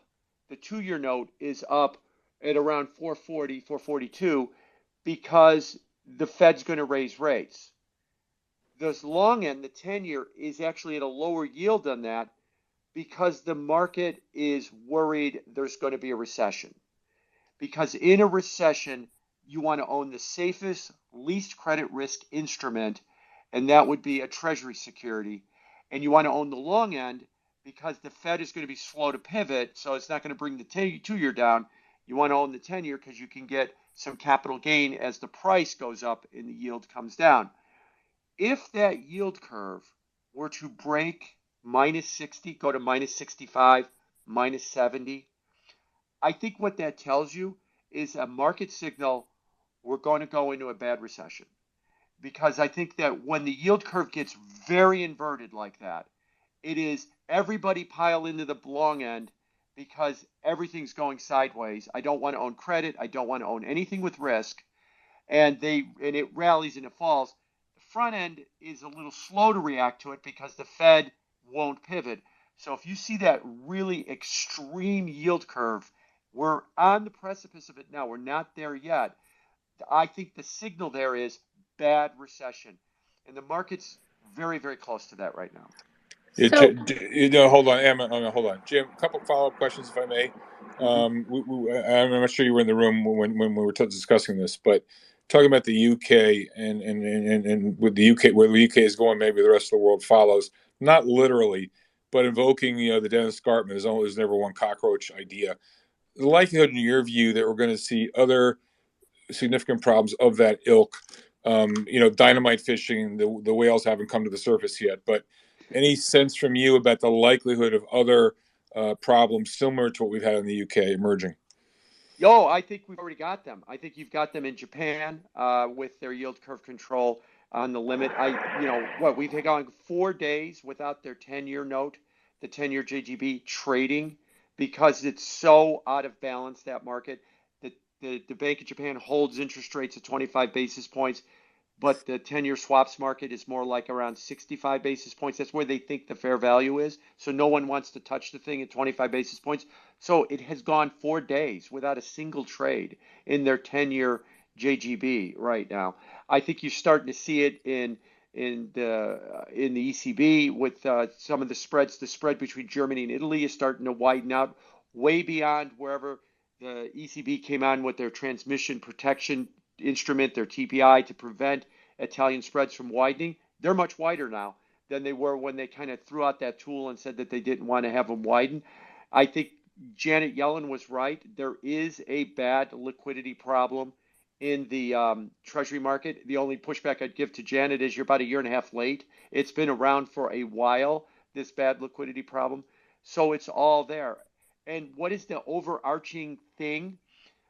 The entire financial system, whether it's liability-driven investments in the UK, or it's yield curve control in Japan, or it's the liquidity in the Treasury market, or it's risk parity trades, to throw out another idea at you, they're all predicated on what people believe is the current environment. And they believed that the current environment was 1 to 2% inflation, 1 to 2% interest rates, low volatility, the Fed's got your back, they're going to put a lid on any problem.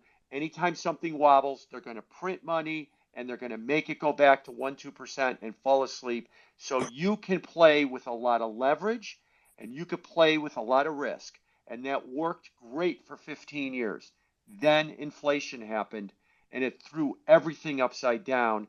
And that's why you're starting to see all these problems, because everywhere you see a problem, the assumption was we live in a 2%, 1% world, no inflation, no volatility, and the central bank will make sure that we stay with no inflation, no volatility. So it's okay to take a lot of risk.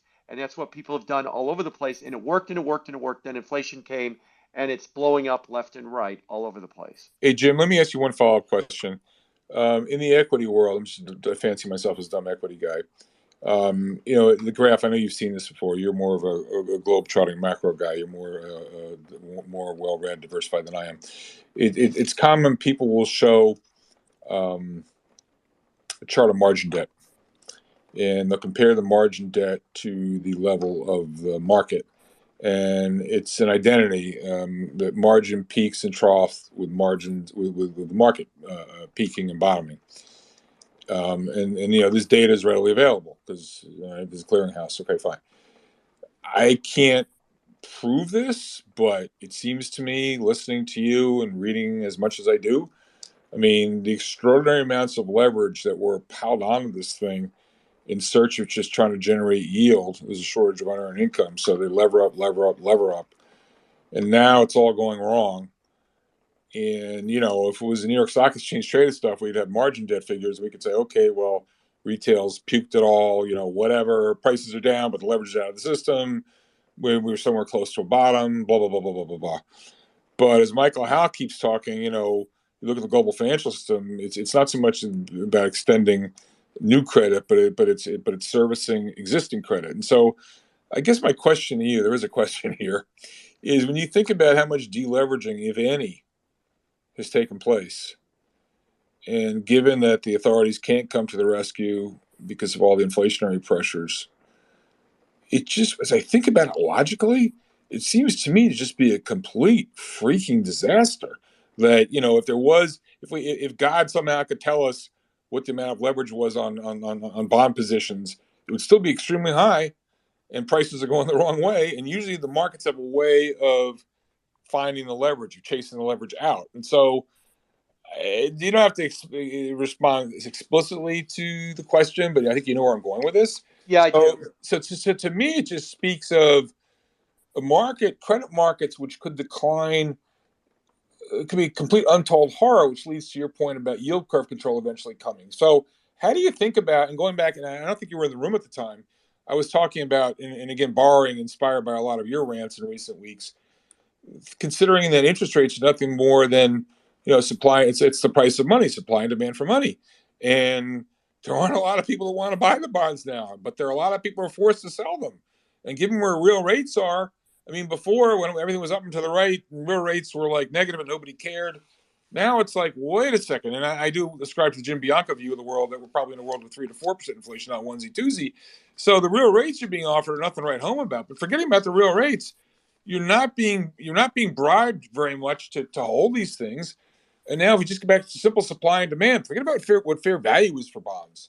Just supply and demand. I can think of a lot of people who'd want to sell these bonds now. And okay, Mike Howell's making the point that maybe, for immunizing liabilities and you have a higher yield, maybe there is some increased demand for bonds to immunize certain liabilities.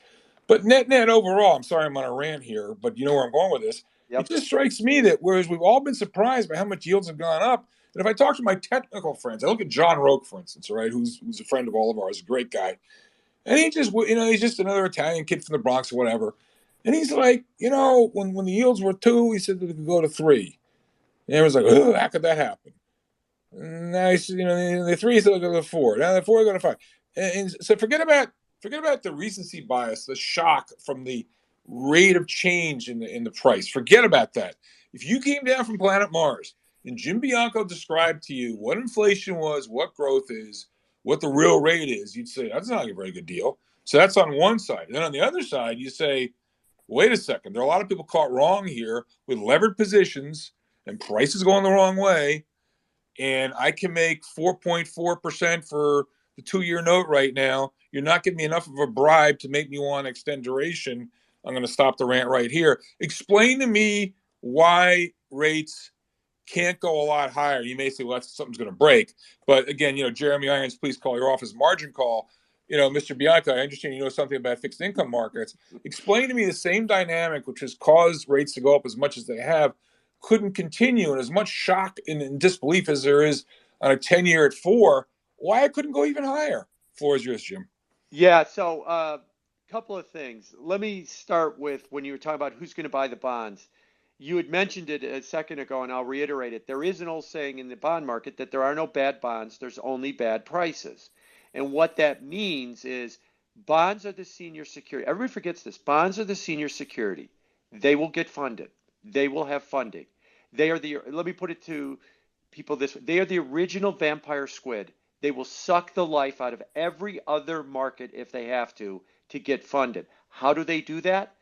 We'll take rates to 4. Oh, not interested in bonds. I'll take them to 5. I'll take them to 6. I'll take them to 137% if I have to. And then I'll get Jared Dillian standing on his desk saying, buy the 2-year note at that point because the yields are so high. I love Jared. I'm teasing him. I'm teasing him politely there right now. But my point is, the bond market will keep going up in yield until everybody loses interest in Tesla and says, oh, look at that 2-year note. Maybe I should buy that 2-year note. So it will get funded. It will find the level that it needs to go to get funded. Where is that level? I think it's still higher. Why do I think it's still higher? Because of what you said. I won't go through the whole thing. I think we're in a 3 to 4% inflation world, and the market has to readjust to that. And if we are in a 3 to 4% inflation world, bring it back to all that leverage. And by the way, George, if you want to see a chart of leverage, look at the volume numbers in the options market. It is through the roof right now, the amount of options trading that is going on. That's the ultimate leverage market, and most of that's retail right now. That's where all the DGen, meme stock, former GameStop traders, they're all playing in options. And just one other tangent on there, what are they playing? A couple of years ago, the options exchanges started listing weekly options that expire every Friday. So there's another big wave of them that expire tomorrow. And then there will be another listing for them that expire the next Friday. That everybody is playing that as far as the onesie twosies retail crowd, and they're all buying out of the money lottery tickets, which is huge leverage right there, hoping that they hit the home run. So there is a lot of leverage. That game worked when you were in a 1% inflation world, 1% interest rate world with no volatility. But if this game is over and this leverage is not this, we're leveraging in the wrong environment now because we've got inflation, then I think a lot of that money will have to get chased out of there, and they'll look for a home probably in much higher rates in the bond market, is where that they can go. So hopefully that kind of gives you an answer to that. But I do think that, like I said, the thing people got to keep in mind about the bond market is it will get funded. If you look at the bond market and recoil and go, I wouldn't touch those things, well, I'll just keep taking yields higher. That means prices go down until you will. We didn't have to do that for the last 15 years because you looked at bonds and said, who the hell buys negative interest rates in Europe? Who buys 2% or 1% yields in the United States? And the answer was the central bank with printed money.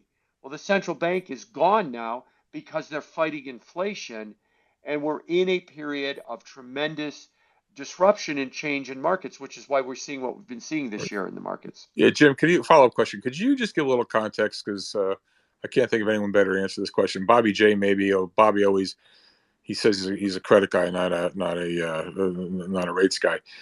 Jim, you've made the point on more than one occasion how the bond market frequently gets it wrong. And going back over the last decade, post GFC, the market consistently overestimated inflation and where rates would go to. And you're making the opposite argument this time. But more importantly, could you just give a little context to how just because the bond market says this and forward expectations are that, and the TIPS yield is this, and you've made the point how I think the U.S. government's gone from 4% to 27% ownership of the TIPS market, that these prices were not handed down on Mount Sinai guaranteed to be the right number, and these are subject to change of that notice, and therefore when people say, well, inflation expectations are actually reasonably anchored. They're only 2% or whatever. Like, so what? That's some knucklehead Yahoo who's not getting Bianco research. And I got a sneaky suspicion his opinion is going to change in the coming months and years. So could you just talk about how often the bond market gets things wrong?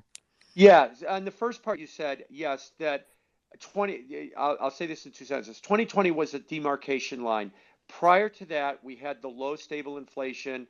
Everybody was a little bit worried there'd be an uptick in inflation. They constantly overestimated inflation. Since 2020, I think we've gotten a sea change in the economy that has produced more inflation, and they keep thinking inflation will settle down, and they keep underestimating inflation ever since. But what you're talking about is in the bond market, you can construct these forward curves. To give somebody an example of what a forward curve is, the simple example. I know what the 2-year note yield is. And as I look at my screen here, the 2-year note yield is 4.46. And I know what the 1-year note yield is. The 1-year note yield is 3.75. So I know I get 3.75 now. I know that in 2 years I can get an average of 4.46. What rate do I need in 1 year for 1 year in order to make that plug figure fit?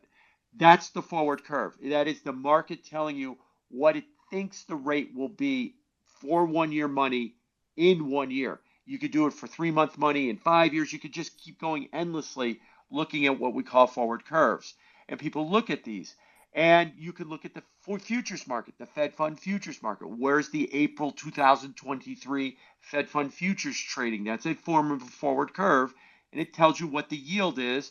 And that yield is 4.87 right now. So it's telling you between 4.75 and 5 is where the funds rate will be by April of next year. I've often said that is useful to know because the market will price, because that's what the market is pricing in. That is the market's opinion. That is a useful thing to know. But as you just said, do not confuse that with, so therefore it will happen. Often the time with these forward curves, whatever they price in won't happen. I'll remind everybody, a year ago, October 21st of last year, I just looked this up yesterday. So we're very close to 1 year ago. The forward curve said that the Fed would raise rates 2 times in 22. Once in June by 25 basis points, once in December by 25 basis points. That's what the forward curve said 1 year ago. How's that looking right now? Of course, it was way off, is what it is. But it was still useful to know because that's what the market was pricing in. So all the forward curve gives you is half the equation. What's the market think? Then you have to go the next step. What do I think is actually going to happen? And sometimes, or a lot of times, what I think what actually does happen, I should say it that way, is not the same thing as what the forward curve prices in. So if someone was a Summa Cum Laude graduate, paid up subscriber to Jim Bianco Research, which by the way I urge everyone to take a free trial for. I'm happy. I'm a subscriber, Jim. Just so, and it's really good stuff. So if one believes that Jim is half right or wholly right, and inflation is going to be 3Z, 4Zs, not 1Z, 2Zs, and that thinking starts to permeate asset markets more generally, not just fixed income but equities as well. Explain to me why that might cause a problem for equities.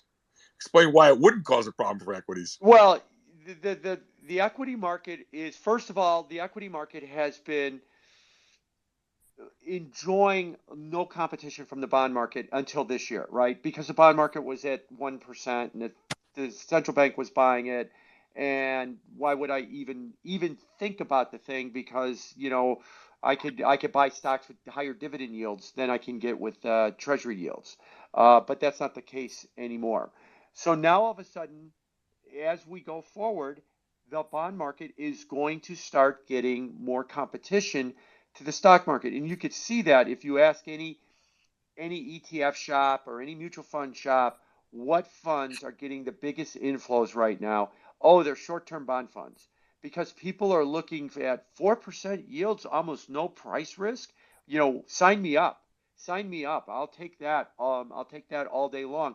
And they're starting, huge money is going into that kind of sector right there. A little bit less so into money markets because they're much lower yield, but they're still like 2.8 to 3% or so. So that's the first thing, is that the bond market is starting to give the stock market competition that it's never had. The second thing is, when you do a valuation, and this gets probably more into your wheelhouse, George, when you do a valuation on the market, you need to have some kind of a discount rate, a rate at which, what is future money?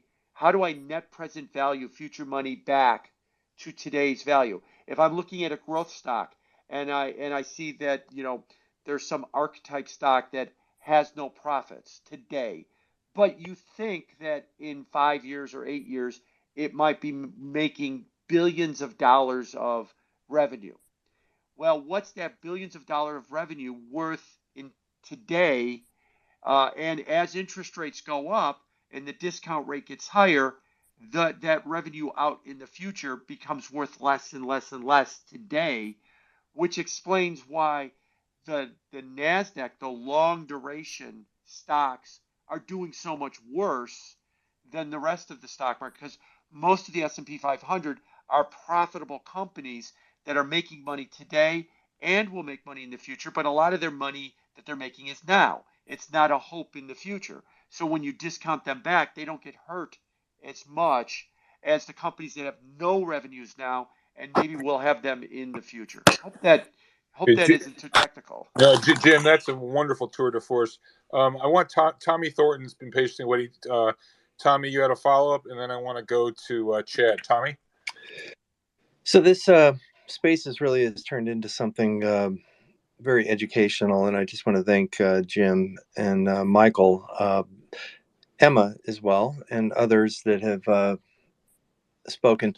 I just want to say, every time I'm on this, I learn a little bit more, and some of the strategist stuff and is just incredible. And Jim is like a encyclopedia that you can just he's like Wikipedia of economic data going back years, and it really is amazing. So the thing that just going back to the equity markets, we just haven't seen a capitulation, and I just want people to think that, well, what would it take for a capitulation? And I'm usually thinking back when I was very young and really stupid, and I worked at Drexel as an intern in Beverly Hills, California, when the 1987 crash happened. And it was the bond market that really started to unravel. And I think that what Jim and Michael and others have talked about is the bond market has really held things together. And then it was just people sold anything that wasn't tied down because they needed liquidity in any way. So I think that just going back to one other thing that I mentioned earlier, and I got to go because my wife and daughters are at dinner and they're like, "Are you coming?" And yeah, maybe. But the spaces is really important, I think.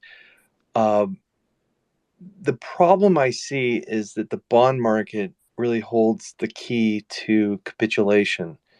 And that will be when the retail people start to fall in line and say, wow, this is really dangerous. As far as, Jared bailed on us earlier, and I'm not quite sure why, but I tend to think that he's writing his note tomorrow saying everybody's bearish and we should be bullish. I get that. I get it. But I think it's a little too early to signal the all clear. Maybe a bounce. That's fine. But we've got earnings. We've got a lot of stuff. We've got elections coming. I just think there's so many catalysts. And I spoke to someone today who works for a guy that may or may not be well known, macro guy that started a foundation and had a conference. But he basically is saying that follow the 1974 playbook. You can kind of read into that, everyone, but I think that's where we are. The macro theme is going to be around for a long time. And my friend who I spoke to said he thought, oh, I'm going to retire, and he's, fabulously wealthy and could do whatever he wants in his life. But he waited for this time in his life. He told me this today. He said, I've waited my entire career for a macro world that we have right now. And I think that was really this guy is brilliant, but we have a macro world that is going to last for a while. He's not retiring, and he's fantastic. So I just want to say thank you to Jim, Michael, everyone else, Emma, and of course you, George. You are the master of ceremonies. You haven't yelled at anybody. Thank you. And so I will kind of go there. I'm done. Thanks, Tommy. Thanks, Tommy. Always welcome. All right, let's move on quickly here. I want to go to Bobby Salvatore, and then we're going to go to TB. Bobby, please unmute yourself. Oh, wow. Thank you. I can't believe how many amazing speakers are in here. It just kind of blows my mind that this kind of just morphed into this. I really hope this is recorded so we can listen to it later. It's just too much info to take in. But this is really to Mike, Howe, Cantro. There's so many people in here. Bianco. Howe mentioned earlier that he thinks we see a rally in the gilts. And so with that being said, I'm wondering, how does he think that will happen and the United States U.S. Treasuries don't catch a bid?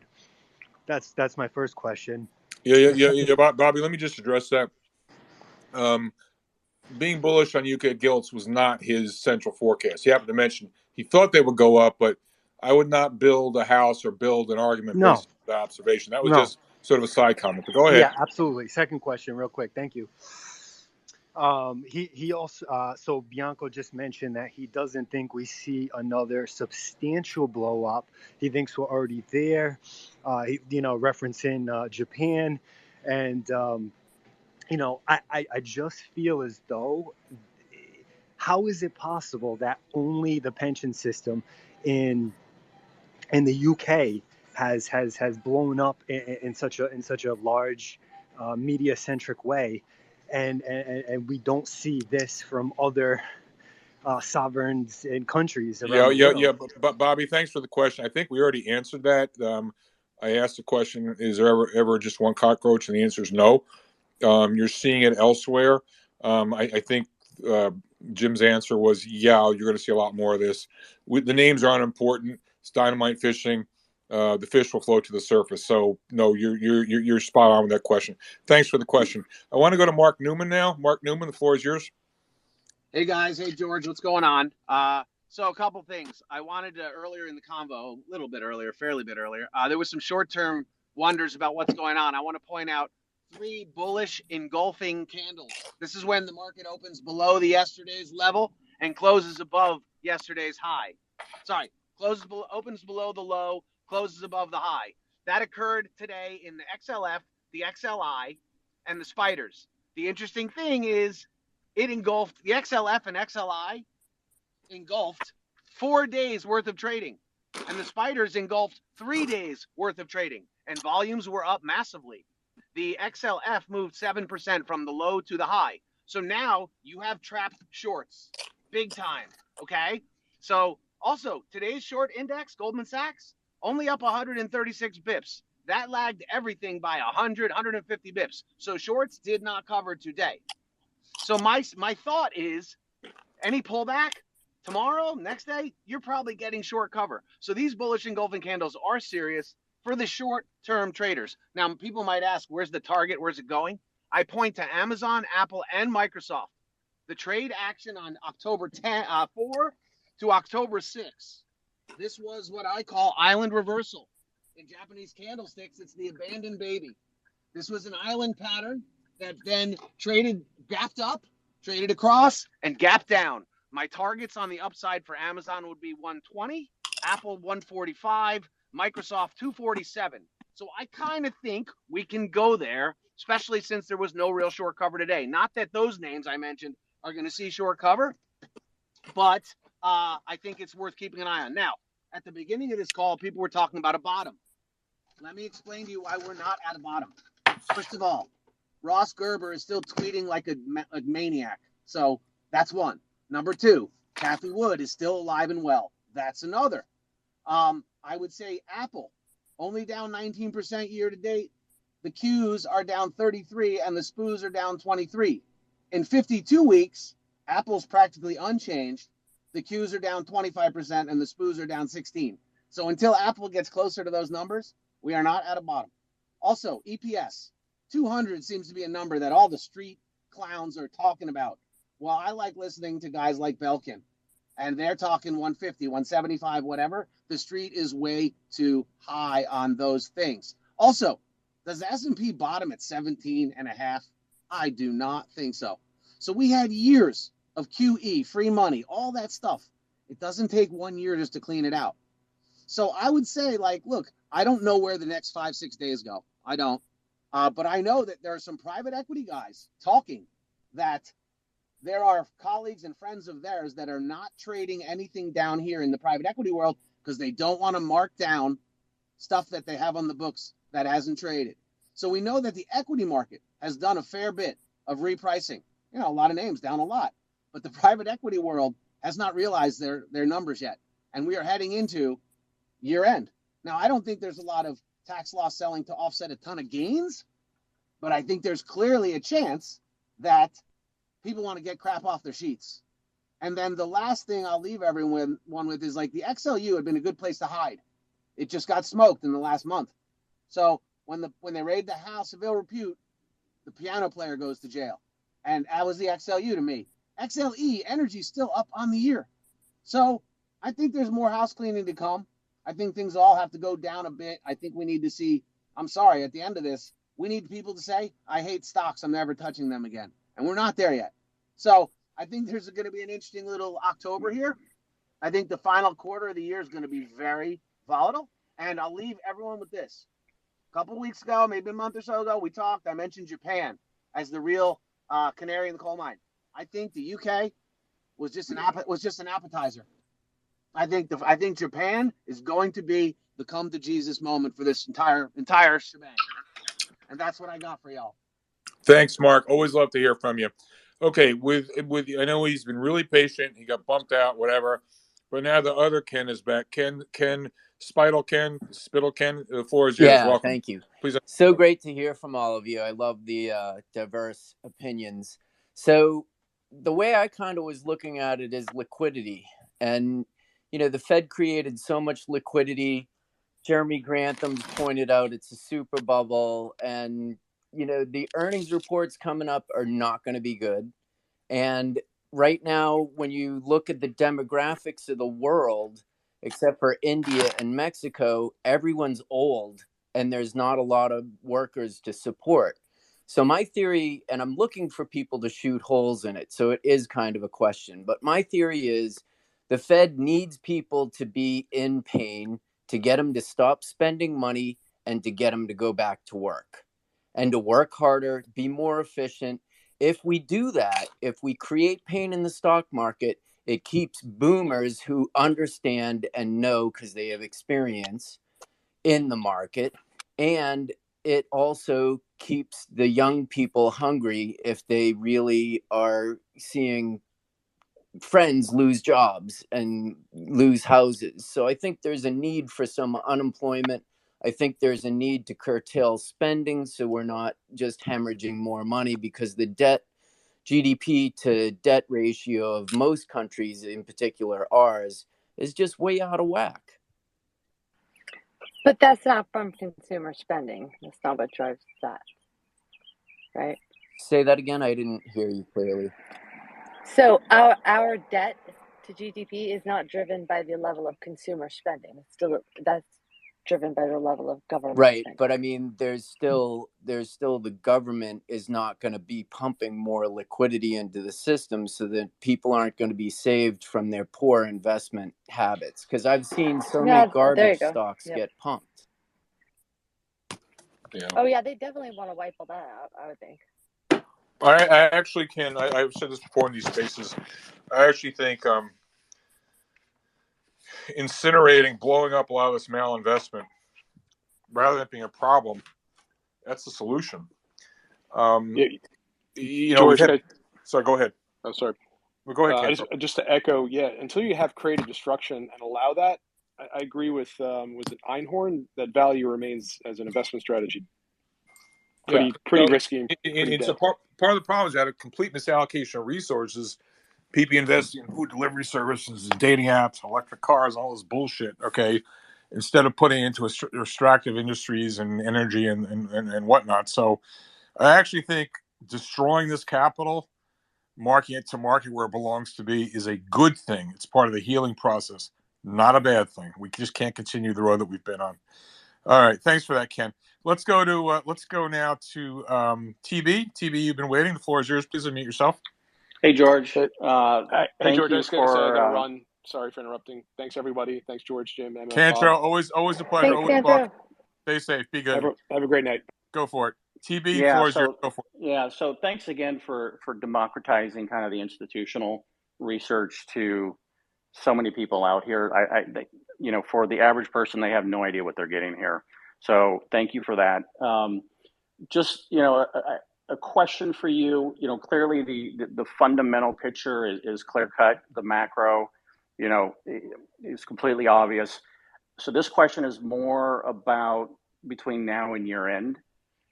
If let's say you're a long only manager or you're a private wealth manager and you have massive alpha right now because you've been positioned properly and or you've had flow come into you and you just didn't want to put the money to work. You're sitting here, it's October, you have this huge spread, and you're sitting there going, do I press my bet and risk losing some of my spread? And then two, how am I going to be positioned going into the new year? And so I just want to know if you have any thought around, could that also be a dynamic in some of these short-term moves? Say, for example, like today, when you didn't get the confirmation in the bond market, you didn't get it confirmed in the gold market, and it was an equity run. And so is there a dynamic potentially at play? And, I don't follow, flows or any of that stuff. So I throw that out there as a question. Yeah. All right. So TB, again, there's always a desire to try to ascribe meaning to daily movements. And that's really a fool's errand. Okay. I think Jared Dillian and others, Jared had it and unfortunately left after 45 minutes. I don't know if the app blew up on him or Emma scared him away, one or the other. But at any rate, I didn't talk into him. I didn't scare him. I know your bark is worse than your bite. I'm not scared of you, Emma. Don't worry about it. So anyway, today I think was probably about positioning, and everyone was short, and people out of puts, all this sort of nonsense. But to the bigger question between now and year end, because I think the further out you look, the higher your batting average, try to figure out what's going on. I think flows are definitely going to be a feature between now and year end. In a normal year, when you've had a healthy market, there's a sort of inside baseball tendency amongst professional money managers that if you buy the new highs list in early October, um, people kind of crowd into those stocks, and that group tends to do well for the rest of the year. You may get that with energy this time around, especially if there are any conspiracy theorists in the crowd who think that, once the election's out of the way, the SPR releases will diminish, that a lot of this is being done as a political maneuver. So I could see crowding and energy being a feature between now and the end of the year. But as for the entire rest of the stock market, no. And I think to the contrary. I mean, you're going to get selling, you're going to get redemptions. I don't know if I want to call it tax law selling because I don't know how many gains people have to offset. But and what's interesting too is to keep in mind we're now seasonally into the strongest time of the year. It's sell in May and go away. You buy the market, in October, November 1, whatever, and you're usually good until May. But those are just averages. We got to talk to the specifics of we need context, and as Jim Bianco's been pointing out, my God, look what's happening to interest rates and liquidity, and so just relying on averages per se is of little help. But I would say, to the general funds flow question between now and the end of the year, especially as retail has hardly sold anything, I believe that in the absence of a big rally, the pressure is going to mount that they're going to sell. So so when I look at the balance sheet of the market, what could go right, what could go wrong, I put the flow side on the negative side of the ledger. And I also think on the hedge fund world, I think you're going to get a lot of redemptions. And that's you're going to get redemptions in hedge funds. You're getting a lot of mark to market, away from mark to myth to something more realistic on a lot of the privates, all that kind of stuff. And that's just going to cause the liquidity dynamic the news to tighten further. So you ask a good question. Someone may have a different opinion, but my own opinion is it's a decided negative between now and the end of the year. I hope that helps, DB. Yeah, and the second question, real quick, and with so much money going into money markets and repos being in there, and I know there's been massive money market reform. If your kind of case plays out, or Bianco's case plays out, is that something we have to be watching, kind of the repo stuff at all? I'm going to let Bianco have that one because this is like there are people far more intelligent or experienced than I am in this area, and to me, I don't know. So I don't spend a lot of time on it. Jim, is there anything behind that question? If you're still listening, Jim. Yeah, I would answer the question the way I've always answered these questions generically. The bond market is too opaque and too big and too complicated for any one human being to really get their head around it, even if you're Jamie Dimon. All I could say is, given what we know about liquidity, given the levels of volatility that we've seen in the bond market, and given the total return losses, I always tweet out that chart of the total return losses year to date, which are at a record, it is a fair assumption to say that there is a lot of stress everywhere in the market. What particularly is going to boil over and blow up like British pensions? I can't tell you what's going to go next. I can just tell you that there's a lot of people under a lot of stress, and there's a lot of losses, and there's a lot of pressure, and it won't take much for another body to float to the surface. Or as George, as you said, there's not just one cockroach. Exactly. Thank you, TV. Great question. Thanks. God bless. All right, so I want to go quickly now because this room's going on 2.5 hours. Everyone keeps telling me to keep these rooms short, but you guys are just full of so interesting questions. It's really, really special, and to have folks like Jim and Bobby J and Cantro in the room, it just really, really makes it special. All right, so let's go to Chad. Chad, floor is yours. Hey guys, thanks for picking me up, and great call so far. Also, George, can I poach the Mark to Myth quote from you? I like that. So my first question is, this is geared more towards Cantor or anyone else who wants to answer it on the equity strategy bend, is that, assuming that earnings are going to be bad, is there a scenario that's feasible where in nominal terms, earnings are not so terrible. Real terms, they're pretty bad, and the market sort of focuses on the nominal number that gives it another boost to this earnings season. And then my second question is, and this was Jim was speaking to this, also another gentleman who talked about bonds as a vampire. Maybe that was Jim, but somebody else was referring to the capital structure status and just how inevitably, like the higher yields go, it's going to eventually suck the life out of everything else. What does anyone have like just from a bull's perspective here? Like, why would you want to go buy tech if you could go buy TLT or something on the longer end of the curve that could be up just as much if you need 2% inflation to make either one work and be, obviously in a much more senior position. So those are my questions. I'll stop there. Let you guys answer. Yeah. So Chad, the second one I'm not going to take as a question. I'm going to take that as a truth we hold to be self-evident. Point duly noted. And what was the first? What was the question? What was the first question again, please? The first question was referring to earnings, but in nominal terms. Oh, right. Yeah. 8%, we haven't had to think about it. Yeah. Yeah. I mean, people have mentioned that. I think, though, implicit in that is, let me ask you, George. Let me ask it another way to make it a little bit easier. Is that, I mean, is it possible that that's going to be a narrative that the Bulls can run with and try to form this into a real rally? This bounce that we had today, or whatever this was today, was somewhat painful and amazing at the same time. But yeah, no, Chad, it's a fair point. I think consistent with that though, it's not just revenues. The top line's okay because inflation is high. We live in a nominal world, but so isn't the cost side. And I think you're seeing, and he left now, but Jeff Garbaz, I think, coined the phrase. You're seeing a lot of companies get FedExed. Nike, CarMax, FedEx, whatever. So I think even more important than the top line is the bottom line. And as Jim Walker said in this room many a time, in a lot of cases, companies just have no idea if they're making any money. I mean, they're jacking prices, they're taking price as much as they can. And every day we see more companies kind of take price, which just makes the Fed's job that much more difficult. So I hear where you're coming from, but I think even more interesting than the impact of inflation on the top line is the impact of inflation and rising costs on the bottom line. And net, I think it's for most companies, it's causing margin problems. So, but I hear it's an excellent question. Yeah. Certainly bears watching. Thanks for that. I'm in that camp as well, and my wheels started turning today when I watched the market do sure. what it did, and thought, is this going to be another narrative? So yep. That's it. No, appreciate that, Chad. Okay, I want to go quickly because I do want to bring this room to a close. We're going to go to AELB, and then we're going to do Hedge Reaper. AELB, floor is yours. Yes, sure. Terrific space as usual. Thank you for the opportunity. I just want to ask this question because, I just wonder why isn't anybody, I go to many spaces now and I don't hear anybody talking about the U.S. deficit.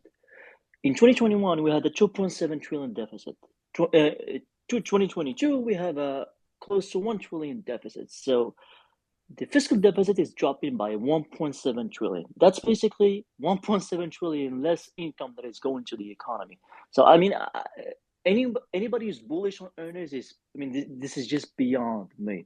Yeah. I have a hard time understanding how nobody is taking this into consideration. AELB, I'm gonna answer that question real simple.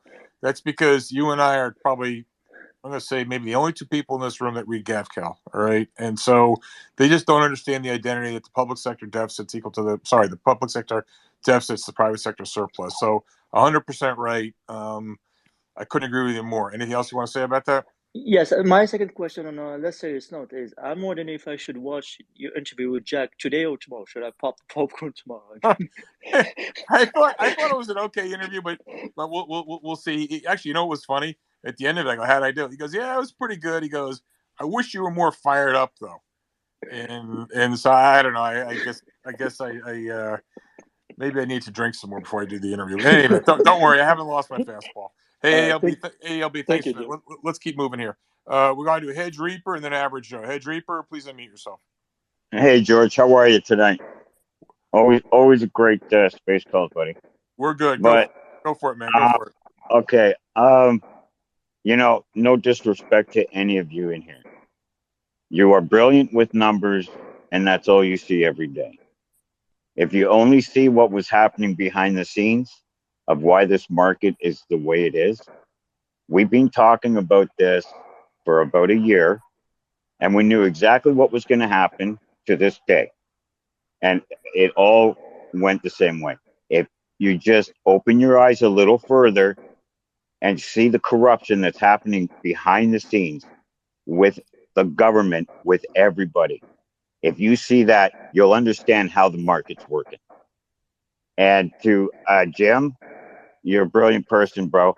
But when it comes to the, you guys call meme stocks, nobody's leaving. And you got to realize that. Like, to everybody that's listening, nobody's leaving. That's the problem. That a lot of people. Right. So Edge Reaper, that's exactly the problem. They're not leaving, and it's really sad because in these rooms, we said months ago, folks are going to get an education. The only question is it going to be expensive education or inexpensive education? And unfortunately, they didn't listen, and they're getting what they wanted. So not much more to say. And frankly, as the liquidity bathtub drains out, I expect these guys are going to continue to get murdered. So thanks for your thanks. Hey, for that. George, can I Go ahead, Jay. Go for it, Jim. Go. Yep. Just a real quick comment. I'm going to channel Mike Green here. People have not left the market. Look, there's still inflows into ARK because there's some hope there. But what could dash that hope is if you give them high enough interest rates, they might then turn and say, the hell with the market. I'll just take the interest rates. I'm tired of the losses. And it gets back to my comment earlier that the interest rate if interest rates go high enough, they'll just suck the life out of the market. And that's what Mike Green has expressed to me is his biggest concern is the next shoe to drop is when you get much higher rates, people are just, I've had enough of this. I'll take 4.5 or 5 or whatever the big number is and sleep at night because I'm actually getting something without the risk of a loss. So it might be the interest rate market that does it. That's all. Hey, Jim, can I ask you a question as long as you mentioned Mike's name? Why has Mike been fighting you on interest rates the whole way up? I mean, he's been completely wrong on interest rates. Mike is of the view that he's very straightforward and he's very open. He thinks that the inflation is 1 to 2 in a couple of years and it's not 3 to 4. And if he's right and inflation does go to 1 to 2, and let me be clear when I say 1 to 2, I mean secularly 1 to 2. Sure, we might print a low 2 or 1 handle on inflation if we had a recession and crapped out the economy. But then the minute the economy recovered, I think it goes back to 3. He thinks it goes to 1 to 2 and stays there. If that's what happens, I think his thesis will play out. I have a different thesis than him. But he's been very clear on that. And he's been very open on that. Yeah, I agree. Now, listen, Mike's a friend, but we can all agree to disagree, and he's gotten a lot of things right. That one he's gotten spectacularly wrong. So, anyway, let's move on. Let's go to Marcus. Okay, I got to go, George. Thank you so much. I love your space calls. Thank you. Thanks. Appreciate that. Let's go to Marcus. Marcus, floor is yours. What's up? Marcus? Please unmute yourself, Marcus. Guess he's not there. Let's go to Rob. Hey, Rob. Hey, how you doing, George? So given the late hour, I'll try to cut what I was going to say in half and maybe stoke a little bit of end conversation here. So 2022 to me has been about one primary theme. There's been a downtrend in stocks, and the bond market has followed it since January 4th. And until that ends, other than these short-term wiggles and violent wiggles they are, I don't think that much is changing. I try to look like everybody else does at, okay, what's going on? But then the other thing is, and this is from, formerly sitting in the advisor chair for 27 years, and now being a research guy, what do you do about it? And I think for a lot of retail investors and frankly, the advisors that advise them, my old brethren, it comes down to a very simple concept. This is a time where you need to shrink the range of possible outcomes in your portfolio. And I think what a lot of people tend to do, and the dip buyers and the whole thing, is say, hey, you know what? I can make 30% in the next couple of months on when the market bottoms. Well, they don't look at it in reverse. And this is a time where, I mean, I know in our portfolios, we're not allowing it to move a whole lot either way until there is a real sustained trend, and, wake me up when there is one. One other thing about the retail and retail financial advisor mindset. I continue to kind of traffic in that group, just contacts, etc. There is no urgency still, and I wonder if this is just going to come down to that old adage that some of us older timers remember. When people start opening up their monthly statements and they see how much they're down, especially in the bond portfolio, that's going to be a problem.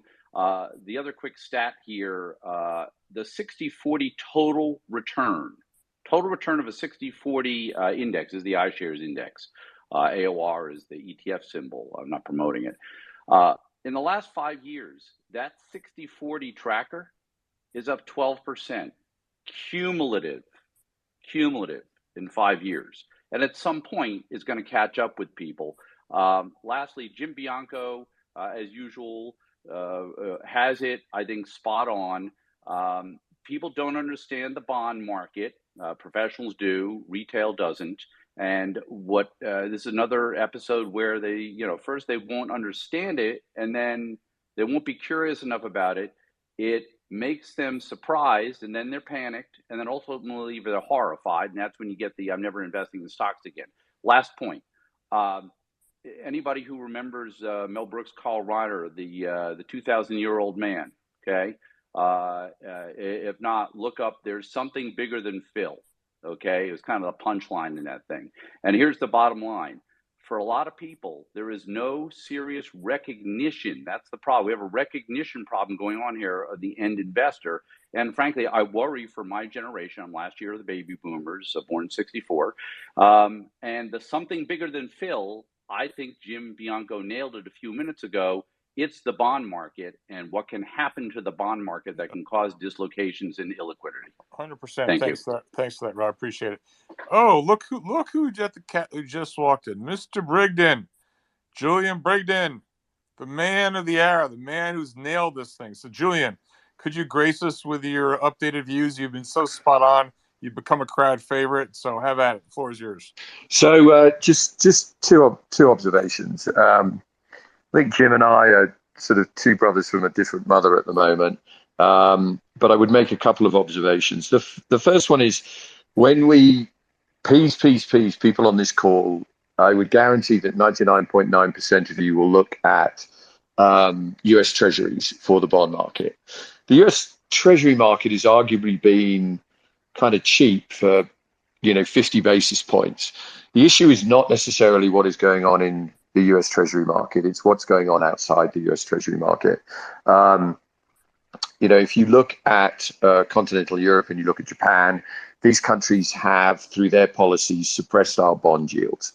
Those policies are being challenged aggressively now by events. I mean, in continental Europe, you've got double-digit inflation, you've got 30-year bonds with 3% handles, 2% handles. That is very unsustainable.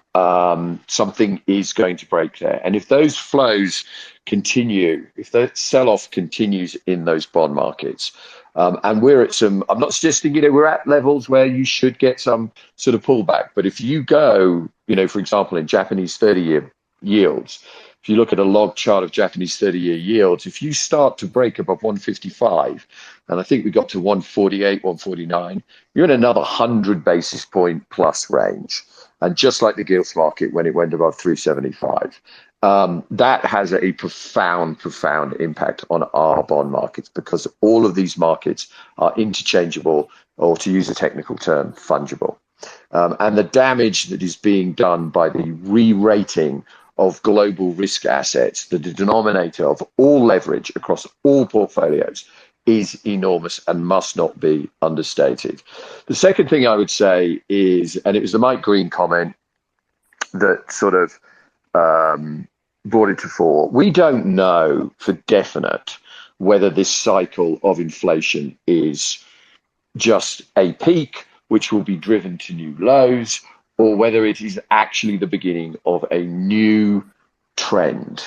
I have a suspicion that I think it is. I actually had to do a presentation today on the end of the Great Moderation and why I think there is an intense chance that we're going back to the 60s and 70s with boom-bust economics, stop-go monetary policy, and so much volatility, it is going to kill people. But I could be wrong if, indeed, we have a Fed that is resolved enough that they are prepared to leverage on pain to us now as a market and an economy. I'm suspicious. I think they're prepared to take some, but I don't think the challenge has really started to really come to the fore. I think it will happen next year. And it isn't clear, and I'm suspicious, right? Because they're not doing what Volcker did.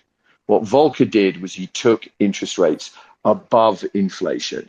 This lot is kind of hoping that they get some sort of Hail Mary kind of scenario where they can just make them a little tight, just a little painful, and somehow gravity will do the rest. Well, it worked in the 90s for Greenspan, but it worked with inflation rates that were significantly lower. But the thing that, as I said, George, that really concerns me is that you've got a large number of people who just, I'm afraid, don't even seem willing to consider the point based upon hundreds of years worth of history that the world goes through periods of intense inflationary cycles, and they can last a decade plus. It's typically what they do last. And the damage that can be done to portfolios in that period by assuming that we're just going to revert to the normal long-term historical trend, which is disinflationary, cannot be understated. Julian, those are excellent points. And I would just add on, and I don't want to make this a political thing because we try to keep politics from, and both administrations, both sides are out. Nobody wants to suffer any pain. All right, there's no pain, and they're trying to they're trying to thread the needle with this sort of softish, landing. You can either have your recession, let's lose some jobs, let's free up some slack in the labor force, let's get on with it, or you kind of want to cheat, if you will, fake it till you make it, which is what they're doing, and the inflation genie is not going to get put back in the bottle, and it's that way with interest rate policy. It's that way with the goddamn SPR, which, you look at the way they've drained that freaking thing. I promise you, once the election's out of the way, they'll stop draining it. I mean, it's just bloody awful. I think that's the right use of the word. And so, but you can't fool the market. But the market's coming for them. The market's coming for them, and they can run, but they can't hide. And so, all these irresponsible policies are the do bills now coming for them. And capital goes where it's treated best, and money's going home. So we're getting price discovery, and this is not just something that's the result of a year of malfeasance. This has been a decade in the making, if not longer. And so I'm afraid that we're inexorably headed for a big reset. But that's a conversation for another room. Thank you for that, Julian. A couple more, and then we're gonna shut this down. I want to go to Uber Trading and then Average Joe. Uber Trading. Hey guys. Firstly, thank you very much for this amazing space, Jim, George. People should just listen to this space and not do an MBA. My question is very simple. Who woke up this morning? Was it hedge funds, pension funds, algos, and said, well, after the CPI report, we want to buy equities? I just don't understand who is buying the equities right now. Well, you can say it's positioning. I'm hearing that argument, and that makes sense. But why would that have a follow through then in the next week or so? So yeah, that's just my question. Yeah, Uber Trading. I mean, trying to get these trying to get the intermediate term is hard enough. Right, is hard enough. Trying to get the minutia, we really try not to get into day-to-day minutia in these rooms. It's just next to impossible. But for those on the post-game show that try to micro-analyze us and look at the instant replay, of course they didn't explain this to you. This was the risk ahead of time, but the narrative du jour is there were a lot of option strategies. People took off puts, sell puts, basically forced the dealers to buy longs. A lot of guys were short, yada yada yada. Once that starts going, You start getting the some of the CTAs, momentum strategies kicking in. Yeah, blah blah blah blah blah.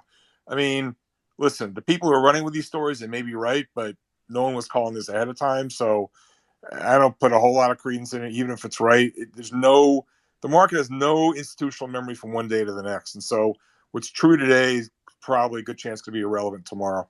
Thanks for the question. I'm going to do Average Joe and then Emma. Average Joe. Hey, thanks for taking my call. I don't know what happened today. I mean, as an average Joe, I'm looking for some relief.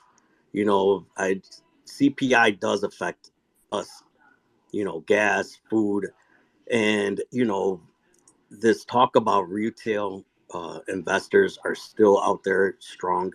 You look at Robinhood, we've been told for months that they have been losing the average person to invest back into Robinhood. You see all the signs of, okay, the market is finally going to crash and we can get some relief and we're going to get some control of inflation. And, the number comes out and the market just takes off. Lately, Yeah, Average oil. Joe, I don't mean to be Yeah. rude. I want to kind of bring the room to a close. You have a question, please? Because Yeah. I'm just wondering, today was kind of, what do you think? Oil was up, banks were up, and also tech. I mean, the whole market in general was up. Yeah, Joe. Do you know why that was the case? Just chalk it up to a who knows. Yeah. So Average Joe, nobody really knows. We talked about that quite a bit in the last hour or so. I really want to get away from that question. Always glad to hear from you, but please come back to the next room. That question, I just don't think we've addressed it, and I don't think it's really that helpful to go further into it. All right, a couple more, and want to do this. So we're going to go to Emma, Javier, and then Jack Farley. Emma? I'm all good, Javier. Javier, floor is yours. What's up, Javier? I don't have much to say today, but I heard Average Joe's question, and I heard it asked before, George, and I got asked this question today, and I'm a pretty simple guy.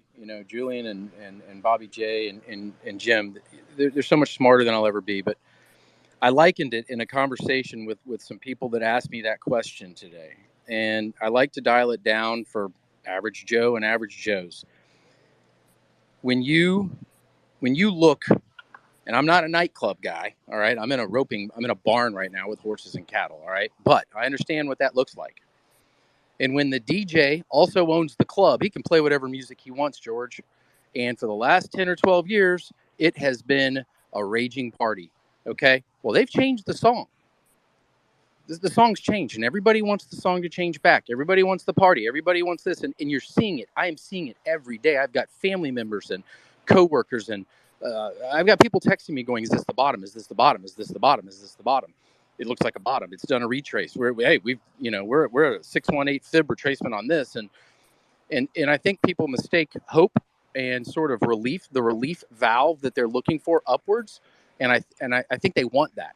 And until that goes away, until the despair sets in, I don't see much bullish, George. And then on the other side of that coin, the guy that owns the club plays the music, and he's not changed his song yet. And I said it today to Michael. He posted something, and I replied to him. This doesn't change, and so you're going to get these brief pops, and you're going to get these rallies, and you're going to get people looking for the upside because that's all they've known. That's what they've known. And George, we've said this so many times. The average guy deploying capital today, the average kid at a bank, the average analyst has been there for 3 years. They've never been through this. They've never deployed capital in risk markets where risk is off. It's always, when is risk on? And so Average Joe, look, you're going to see rallies like this. Energy is a whole different story. I don't have the time or the bandwidth to go into it today, but I'm not bearish energy at all. But there's so many factors involved today that it could go either way, path of least resistance. But I tell you this, Joe, look, this market could go up 10% in 2 days. It could go down 10% tomorrow. And you have to put your hand on your pocket, stick to your guns, and do not let these swings emotionally change your outlook on life or change your outlook on your family, and understand that we're all going to be here tomorrow no matter what the market does. So that's it, George. I'm sorry. Javi, 30 seconds. You mentioned briefly the other week you had the first positive thing about energy in a number of months. Things still looking inflecting upwards for you as far as energy is concerned, Javier? Yes. I think, look, there are headwinds for sure. Dollar's a headwind. There are some pockets of the globe that are seeing a little bit of a slowdown. But other than that, the physical markets are pretty well bid, especially in crude. There's some products that concern me. But look, that 9 million barrel build today, I had 7 million barrel build, but we had record number of product exports ever last week out of the U.S. Production is not increasing. And George, you've said it. I think I've been able to listen part of the way tonight, but you've said it 2 or 3 times. The SPR thing is coming to an end. If you take the 7 million barrel release off the books and you rejigger the way some of the Gulf Coast worked and some of the hurricane worked, our balance sheet is tight. And then you start looking at diesel, George. I mean, we're like 1943 lows on stocks to use in the U.S. Here's what I think I could envision happening. I think there's a greater likelihood today of another squeeze going into the winter in energy, even in a cyclical Q4 continued retracement on liquidity in the equity and bond markets. That is a perfect nightmare for the Fed, and we hear it, right? You have fiscal policy and you have monetary policy. The bureaucrats in this administration are at the behest of votes, walking us into what is going to be a difficult to manage situation if the stars align. And here's the thing: it takes a lot to align the stars, George. We all know that, and there's not perfect scenarios.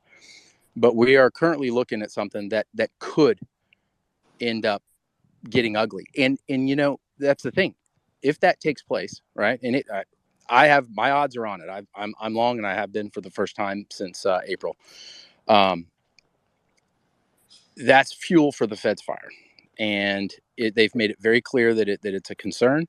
So for me, I'm cautious. I'm not all in. I'm long, but that's where I am, George. Yeah, Javier. So one last thing, and then we're going to go to Jack Farley to close the room. Javier, you know this. You've been around long. I'm going to call you tomorrow, by the way, to get caught up. The market always has a way of, and Julian, I think you want to step in, but 1 second. The market always has a way of finding you when you got the wrong position, when you're the wrong way. So, you know, it's finding the UK pension funds on the wrong side, finding the guys who are trying to keep the oil price down by dumping the SPR. You know, the market just finds them. You know when you're caught. And I got a sinking feeling, Javier, that you are completely right on the energy markets. Completely right. So anyway, well, Julian, I do, George. Thank you very much. Listen, thank you. I'm gonna listen. Yeah, all right, we're about to wrap up here. Julian, did you have a follow up before we go to Jack Farley? Julian? Yeah, just a very quick observation on Javier's comment. It scares me to death because it puts into focus one particular bond market and one particular gentleman, and that's the JGB market and Kuroda. And the issue is that this is a man who stood his ground, you know, arguably rightly, but he, as I said, he is in danger of losing control of the long end of the bond market. And if you're right, and we get a spike in oil, I don't know what level, let's say we go to 110, and dollar yen's already heading its way to 150, you will put Japanese core inflation above 4%. And I'm not sure that he can hold the long end of the JGB market in that situation. And the problem is the Japanese own our bond market.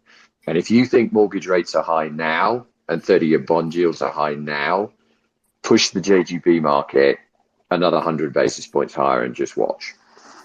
Julian, the way you put it, I'd bet money it's going to happen because we're in this kind of environment. You know the way these things work. It's sort of like contingent probabilities. If A, then B, then B, then C. It's like Murphy's Law in reverse. You know, Murphy's Law. Everything that can go is going wrong. So I'd back you on that one, my friend. I like the sound of it. All right. We're going to go to Mr. Farley. He's going to be the last speaker tonight. Hello, Jack. We got to start meeting like this. Where were we, an hour and a half yesterday in the interview? By the way, I didn't get a chance to look at it, Jack. How did it come out? Were you happy with it, Jack? George, I was really happy with it. I have high standards for interviews, but specifically high standards for you because I know just how not only smart, but also entertaining you can be. It was a very good interview. I recommend people watch it. It's on YouTube at Blockworks Macro, and then the podcast is Forward Guidance, Apple, Spotify. Okay, got the plug out of the way. Just bringing it to today's price action, George, I was very pleased to say at the beginning of the day, because I said, George, he's super bearish. The name of the video is "There's More Pain to Come." 20%, 50% crash is incoming, and we started off the day 2%, but then as it went higher and higher, I said, "Oh man, the day is becoming less and less friendly to the sort of the bearish vibe of the interview." So because I'm the speaker, I don't have a ton of questions. I mean, I think George, I just wanted to give a shout out to you that the level of insight that you have and give in these rooms is incredible. And maybe what's even more impressive is the quality of people you're able to attract. I mean, the people on stage now, Jim Bianco, Julian Brigden, Emma, and just the people who are listening now. I can see, shout out Vincent Daniel, shout out Mark Cahotis, shout out Jonathan Farrow, who does a great job on Bloomberg. I'll just have to say a few things. I as an interviewer, I'm very biased towards the sort of last person I interviewed, and I recently interviewed Porter Collins, Vinny's partner, as well as Harris Kupperman, and they are extremely bullish on oil, and I think that the trifecta of the SPR release, basically not running out of barrels, but getting to a level where sort of the adults in the room are say, hey, we can't really go below 100 million or 200 million barrels. And then after the election, so that stops, China reopening, and then Russian barrels getting off the market. I think that if the price of oil could spike materially. And I also think that inflation, as we all know, like energy is very volatile relative to other components of CPI, and that's why it's frequently cut out in core. So the Joe Biden saying that the past 3 months inflation was 2% annualized. That's because he took headline inflation and then took the monthly numbers and then annualized that. And yeah, that is a correct number. So shout out to whoever did the statistics at the White House over there. But that was during a time when the month over month for energy CPI was -4% or -5%. So if energy stops going down, I think that headline numbers will be high, and I don't think that the Federal Reserve really. I mean, they do care about core PCE, but I think it's not as if when you have a huge oil spike, the Fed says, "Oh, that's oil. That doesn't count." So we're gonna pivot. I don't think that happens. So I'll also say today, very interesting little fun stat. Today was one of the few days where every single S&P 500 sector ETF went up more than 1%, actually more than 1.15%. And that didn't happen at all in 2021, didn't happen at all in 2019. It only happens during sort of volatile periods like the first sort of 6 months of 2020. And it's happened, I think, the fifth or sixth time this year. Last thing I'll say before handing it over to you, George, is I've been reading Lords of Finance, a great book, and I recommend reading part 4 of Lords of Finance, talking about the Bank of England, and it is very reminiscent of what happened. The only difference is then it was deflation, and now it is inflation. And I also say, the Bank of England, they stop, unless there's some news item that I have not been on top of today. They're going to stop their interventions tomorrow, and we'll see. So I'm not convinced that the bank the gilt market order has been restored. I think just Jim Bianco, who said it was a stay of execution. So that stay of execution ends tomorrow. George, I'll thank you for giving me the space. Wasn't there some word on the street that they were going to U-turn on the fiscal side? Julian, maybe you can answer it. And I don't know if that actually came out to fruition or if that was just rumors that Bloomberg was putting out. I think Jonathan Farrow was talking about it early on this morning. There were rumors out, and then there were counter rumors to the other extent. So it isn't clear. I mean, I think Liz Truss is under enormous pressure. I'm hearing that the more sensible heads in the Tory party are beginning to gang up on her. But, it's very hard in the UK to force a prime minister out. I mean, essentially, you'd be asking for a vote of no confidence if you got her to turn on this policy. She's been in there a month. It's going to be hard. She couldn't just be like, "Oh, whoops, I kind of made a mistake." No, she couldn't. I mean, she could turn around and try and find the money elsewhere, which is kind of the rumor that she'll tax the corporate sector. But we'll see. I think it's a very, very fluid situation, put it that way. But I do agree that certainly the bank is, what I'm hearing is the bank is determined to be very, very tough on this because they see this as a fight for their independence, which is relatively new, remember. It is not enshrined. It is a new development. So they are determined to fight. Yeah, so Julie, just translate that to us, for us mortals here. So you're saying the bank's going to stand tough and they're going to stick it to the pension? What are you saying is going to happen here? No, so that I'm saying that they're going to stand tough against the government. Right. So if the government, if Truss is like, well, I know that the Bank of England will have my back and won't prevent the gilt market melting down, don't believe that's the case at all. Right. Which means a whole lot of contagion. Which means a whole lot of contagion, yeah. And it's happening elsewhere. Look at the oats market, the French bond market today, right? I mean, if it hadn't been for the reversal in all risk today, that was closing on all highs right along the curve. The bond market was doing it in 10s and 30s. It's not a very stable bond market out there. These losses are inordinate, and it's a much, much, much, much bigger market than anything. People get myopically focused on the equity market, but you lose control of the bond market, and oh my God.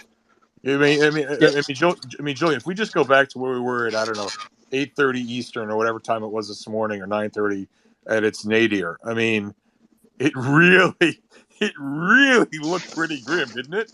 Yeah, it really did look pretty damn grim. Sorry, I want to make a quick point. Julian, that's a great point. And Emma, thanks for that question. Emma, I think inherent in your question is the assumption that the driver of the chaos in the gilt market is what is perceived by the market as fiscal impropriety, spending too much money, not raising enough taxes. And I think that is the dominant narrative, and you could be right about that. But I think, the great my understanding was this, that basically the Bank of England, the governor, Andrew Bailey, was basically saying to the government, like, as Julian kind of alluded to, like, I'm going to stand tough, so either you guys change something or else I'm just going to let it go up. You got 3 days.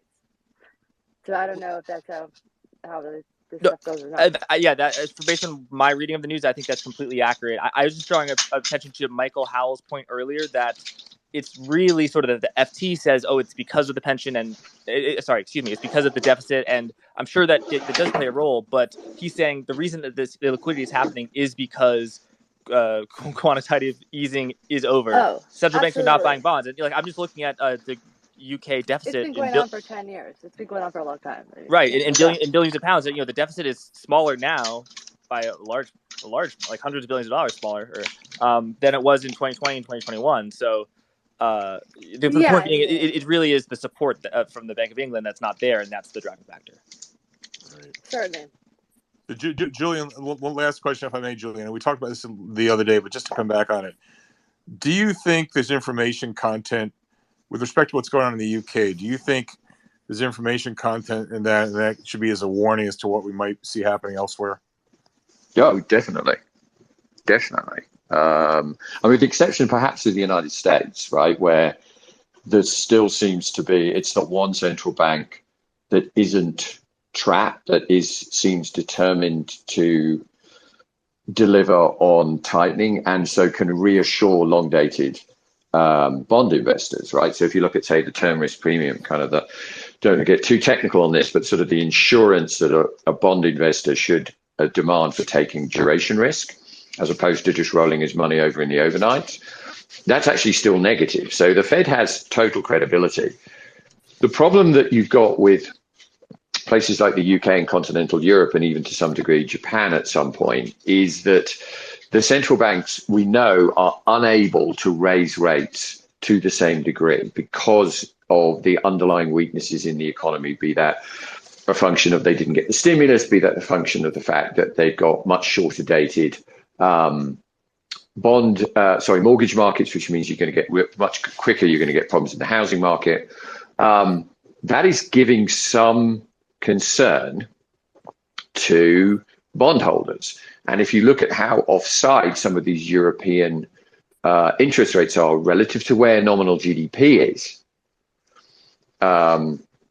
you better hope that we get a depression there and save those central banks. Otherwise, God knows what they're going to do to the long end of these bond markets. On that happy note, Mr. Brigden, 3 hours and 10 minutes. Again, what happened to that hour and a half room? You know what the really funny thing is? Jared Dillian was in here for this first 30 or 40 minutes. And again, I don't know if he was intimidated by the bears in the room or he actually had legitimate technical issues, but Jared's a good friend. We always like hearing from him. And he put up, he actually gave a very credible account of things. So, in any event, I want to thank all of you, Julian, Jim, Javier, Jack, Bobby, Emma, Michael Howell, Michael Kantrowitz. I mean, all the others that were here are now gone. Another phenomenal room. We have our next room is going to be on Monday with Fred Hickey, who doesn't make that many public appearances, but he's going to be speaking on not just precious metal stocks, but tech stocks and just the everything bubble. And I haven't tweeted this out, but I will make the announcement now. Everyone's been wondering who Mr. X is for who Mr. X is going to be on Monday, October 24. And I think this speaker is going to break Twitter. So I will tweet this out momentarily. But for those of you who are in the room, I'll give you a little one-up. You'll know something that the others won't know until they see the tweet. If you are familiar with Mr. Bill Browder, who wrote Red Notice, who, and by the way, if you've not read Red Notice, you should walk, but run to read it. The most successful Western hedge fund manager I've invested in Russia in the 90s. The book reads like something out of a Tom Clancy novel. He is I guess you could say, wanted by the Russian authorities, not allowed to set foot in Russia anymore. Fascinating story of his experience investing in Russia. Further, some of you may be familiar with the Magnitsky Act, which was passed by the U.S. Congress, named after Bill Browder's lawyer who was killed by the Russian authorities. In any event, it's going to be a phenomenal event. That's going to be on the 24th. I believe it's 12 noon, if I'm not mistaken. So we got Fred Hickey, Monday the 17th, Bill Browder on the 24th. There'll be other rooms to be sure. In any event, this has been another phenomenal room. I want to thank all of you. This is great. We're going to do it again before too long. We'll probably have a room before Monday, but who knows. Everyone take care. Be safe. Good night. Bye-bye. Thanks, George.